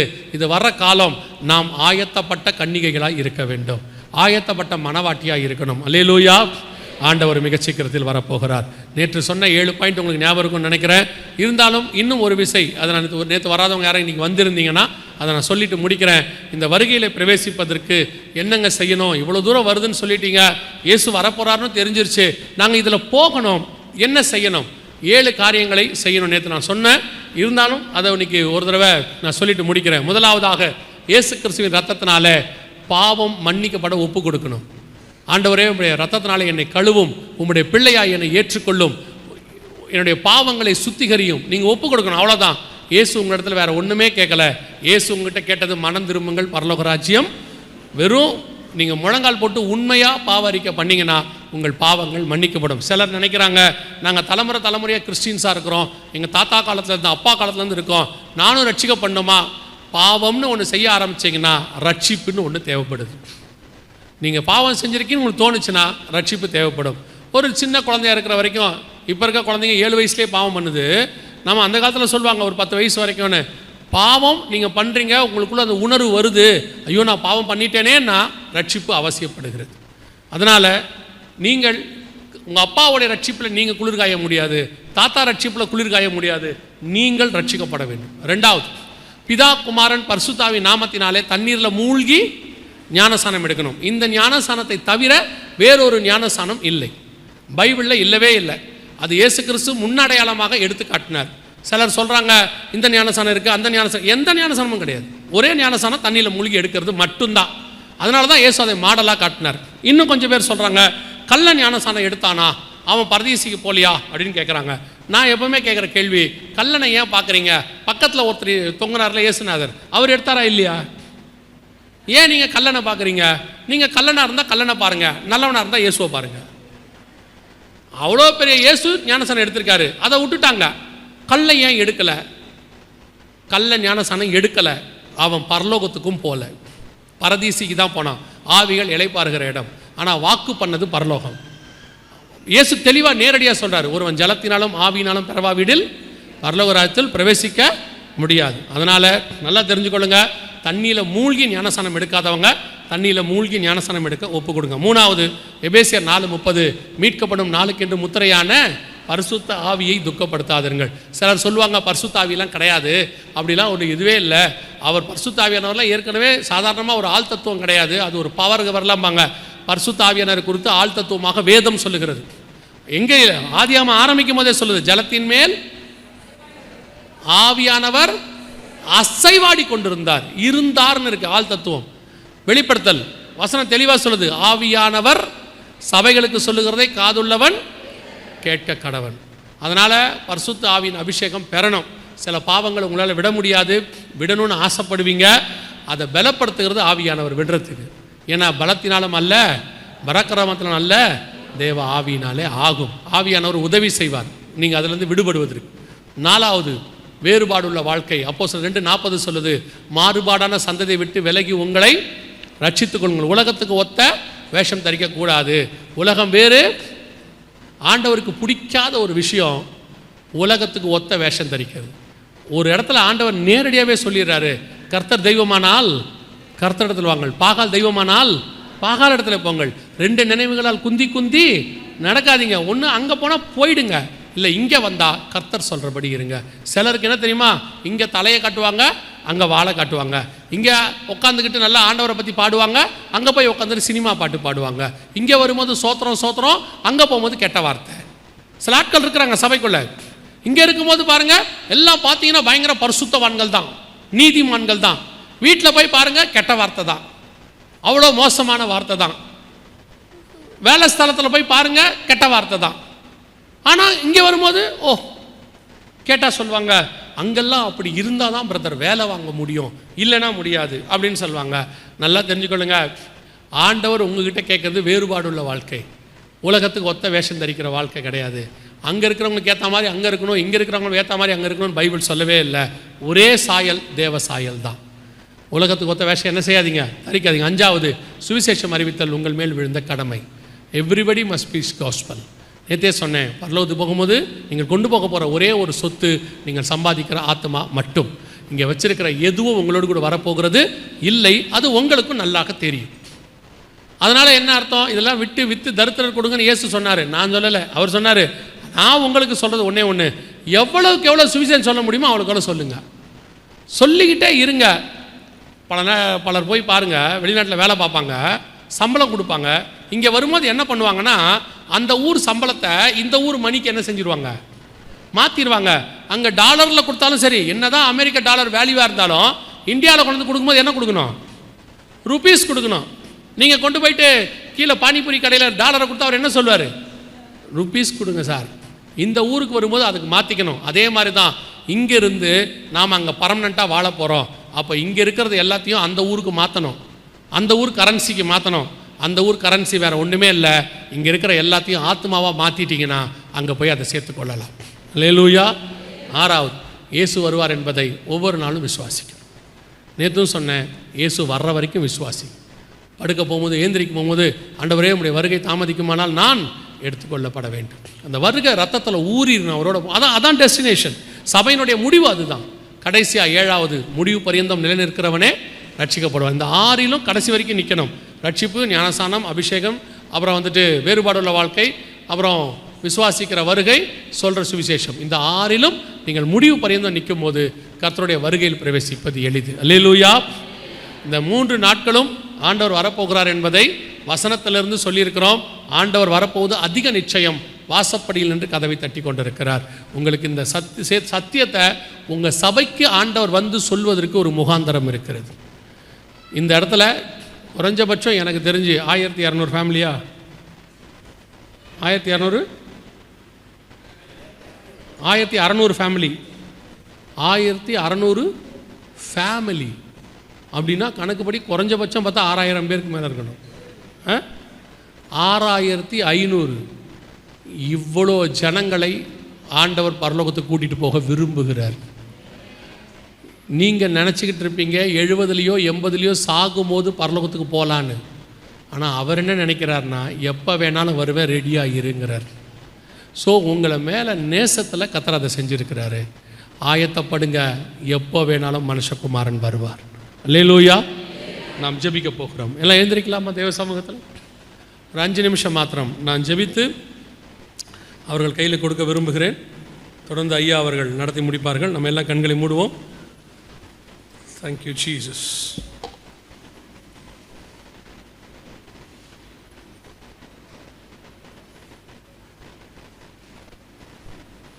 எல்லாம் கண்களை மூடுவோம். ஒரே ஒரு கேள்வி மாத்திரம் கேட்டு நான் முடிக்கிறேன். இயேசு வரும்போது நானும் என் வீட்டாரும் கண்டிப்பாக இந்த வருகையில் பிரவேசிப்போம் அப்படிங்கிற நிச்சயம் உங்களுக்கு இருக்கா? உங்களை ஆராய்ந்து பாருங்கள். 1 கொரிந்தியர் 11 சொல்லுது, நம்மை நாமே நிதானித்து அறிந்தோமானால் நாம் நியாயம் தீர்க்கப்படும். உங்களை ஆராய்ந்து பாருங்கள். ஒரு நிமிஷம் இல்லை, 2 நிமிஷம் மட்டும்தான். இயேசு வரும்போது நானும் என் வீட்டாரும் போவோம்.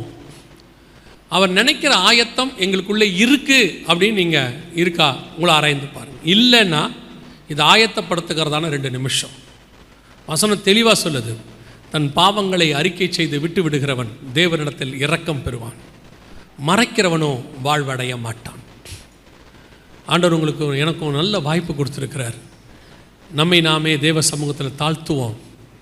வேற பற்றியும் கவலைப்படாதீங்க. இது உங்களுக்கும் தேவனுக்குமான ஒரு நேரம். நான் இந்த வருகையில் எப்படியாவது போகணும் ஆண்டவரே. இஸ்ரவேல் ஜனங்கள் இயேசுவை விட்டுட்டாங்க. 2000 வருஷம் அவங்களுக்கு இயேசு கிடைக்கல. இப்போ 1900 வருஷம் தேசம் கிடைக்கல. 1915 வருஷம் தலைநகரம் கிடைக்கல. 2000 வருஷம் தேவாலயம் கிடைக்கல. ஒரு இயேசு அவங்க விட்டதுனால வந்த விளைவு இது. ஆனால் உங்களுக்கு எனக்கும் ஒரே சான்ஸ். கண்ணிமை பொழுது, ஒரு நிமிஷம், ஒரு இமை பொழுது விட்டுட்டோம். உபத்திரவம், மகா உபத்திரவம் எல்லாம் வரிசையாய் வரும். இந்த கிருபையின் காலத்திலே உங்களால் நிலை நிற்க முடியாவிட்டால் ஒருவரும் தப்பி போகாத காலம் ஒன்று வருகிறது. கூடுமானால் தெரிந்து கொள்ளப்பட்டவர்களையும் வஞ்சிக்கிற காலம் ஒன்று வருகிறது. நீங்கள் எப்படி நிலை நிற்பீர்கள்? இதுவே ரட்சண்ய நாள். நல்ல வாய்ப்பு கொடுத்திருக்கிறார். 6000க்கும் மேற்பட்ட ஆத்துமாக்கள் நிறைந்திருக்கிற சபை, 130 வருஷமாக கர்த்தருடைய ஊழியத்தை செய்த ஒரு சபை. இந்த தலைமுறையில் அது ஃபெயில் ஆயிடுச்சுன்னு வரக்கூடாது. ஒவ்வொரு தலைமுறையை தாண்டி இந்த தலைமுறை எல்லாரை பார்க்கிலும் சக்சஸ்ஃபுல் தலைமுறையாக, கர்த்தரை சந்திக்கிற தலைமுறையாக மாறப்போகுது. ஆயத்தப்படுவோமா? உங்களுக்குள்ள கர்த்தருக்கு விரோதமான காரியம் எதுவாக இருந்தாலும் அறிக்கை செய்து விட்டுருங்க, பார்ப்போம். இது ஒரு நல்ல வாய்ப்பு தேவ சமூகத்தில். ஒருவேளை கர்த்தருடைய வருகை இந்த ராத்திரியில் வருமானால் இது நாம் பண்ணக்கூடியதான கடைசி ஜெபமாய் கூட இருக்கும். நல்ல வாய்ப்பை கர்த்தர் கொடுக்கிறார். ஜெபம் பண்ணுவோமா? எல்லா கண்களை மூடி ஒரே ஒரு நிமிஷம் அமைதியாய் உங்கள் பாவங்களை தேவ சமூகத்தில் எதெல்லாம் நீங்கள், உங்களுக்கு தான் தெரியும், ஆவியானவருக்கு தெரியும், அதை விட்டு விடுகிறதுக்கு ஒரே ஒரு நிமிஷத்தை நீங்கள் ஜெபம் பண்ணுங்க, பார்ப்போம். நான் அந்த நேரத்தில் ஒரு கேள்வியை கேட்டு முடிக்க விரும்புகிறேன். நான் இன்னும் தண்ணியில் மூழ்கி ஞானசானம் எடுக்கவில்லை, இதுவரைக்கும் தள்ளி போட்டுட்டேன், எனக்கு சின்ன வயசில் கொடுத்தாங்க, குழந்தையில கொடுத்தாங்க, கொடிக்கு கீழே கொடுத்தாங்க, எது கொடுத்திருந்தாலும் சரி, நீங்கள் விசுவாசித்து ஞானஸ்நானம் எடுத்தாதான் ரட்சிக்கப்பட முடியும்னு வேதம் சொல்லுது. நீங்கள் பாவங்களை அறிக்கை செய்து தான் ஞானஸ்நானம் எடுக்கணும். யோவான் ஸ்நானகர் இடத்துல போய் பாவங்களை அறிக்கை செய்து அவர்கள் எடுத்தார்கள் என்று வேதம் சொல்லுது. இந்த ஞானஸ்நானத்தை நான் இன்னும் தண்ணியில் மூழ்கி எடுக்கலை, இது வரைக்கும் தள்ளி போட்டுட்டேன்.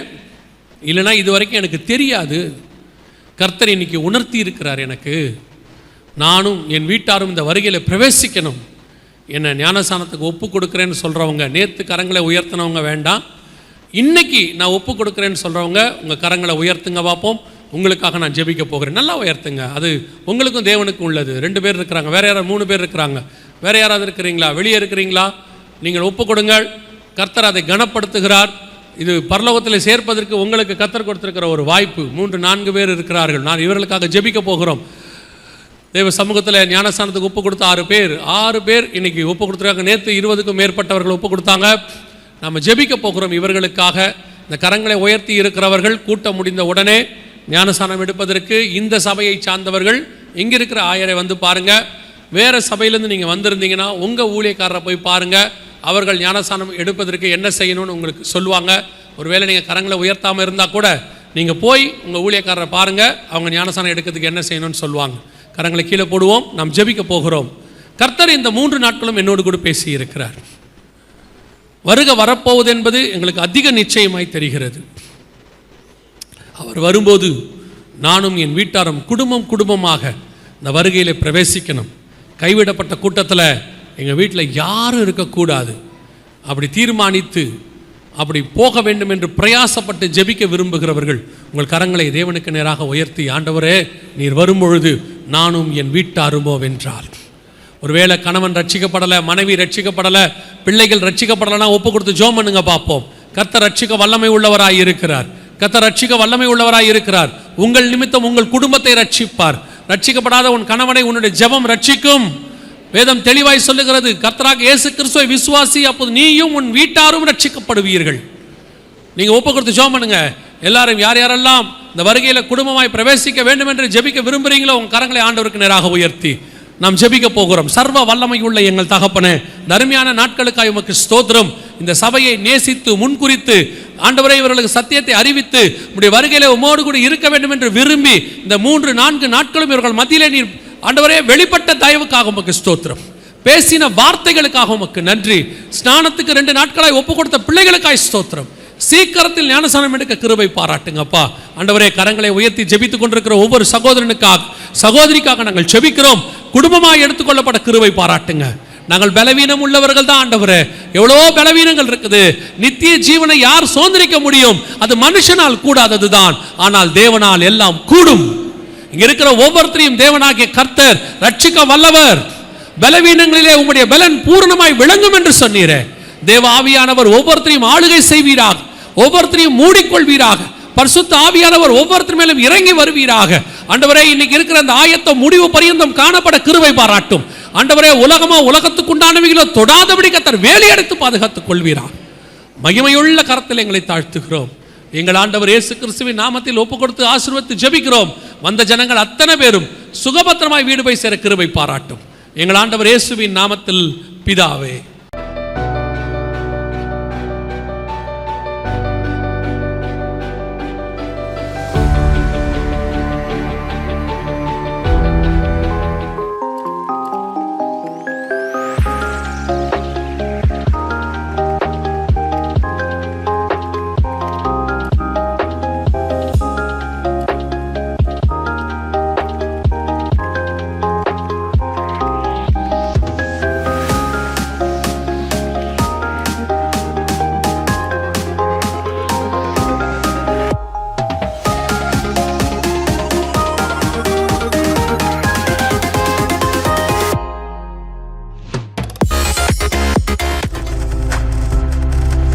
நீங்கள் பார்த்து கொண்டிருப்பது உங்கள் ஜாய் டிவி. உங்கள் துக்கம் சந்தோஷமாய் மாறும்.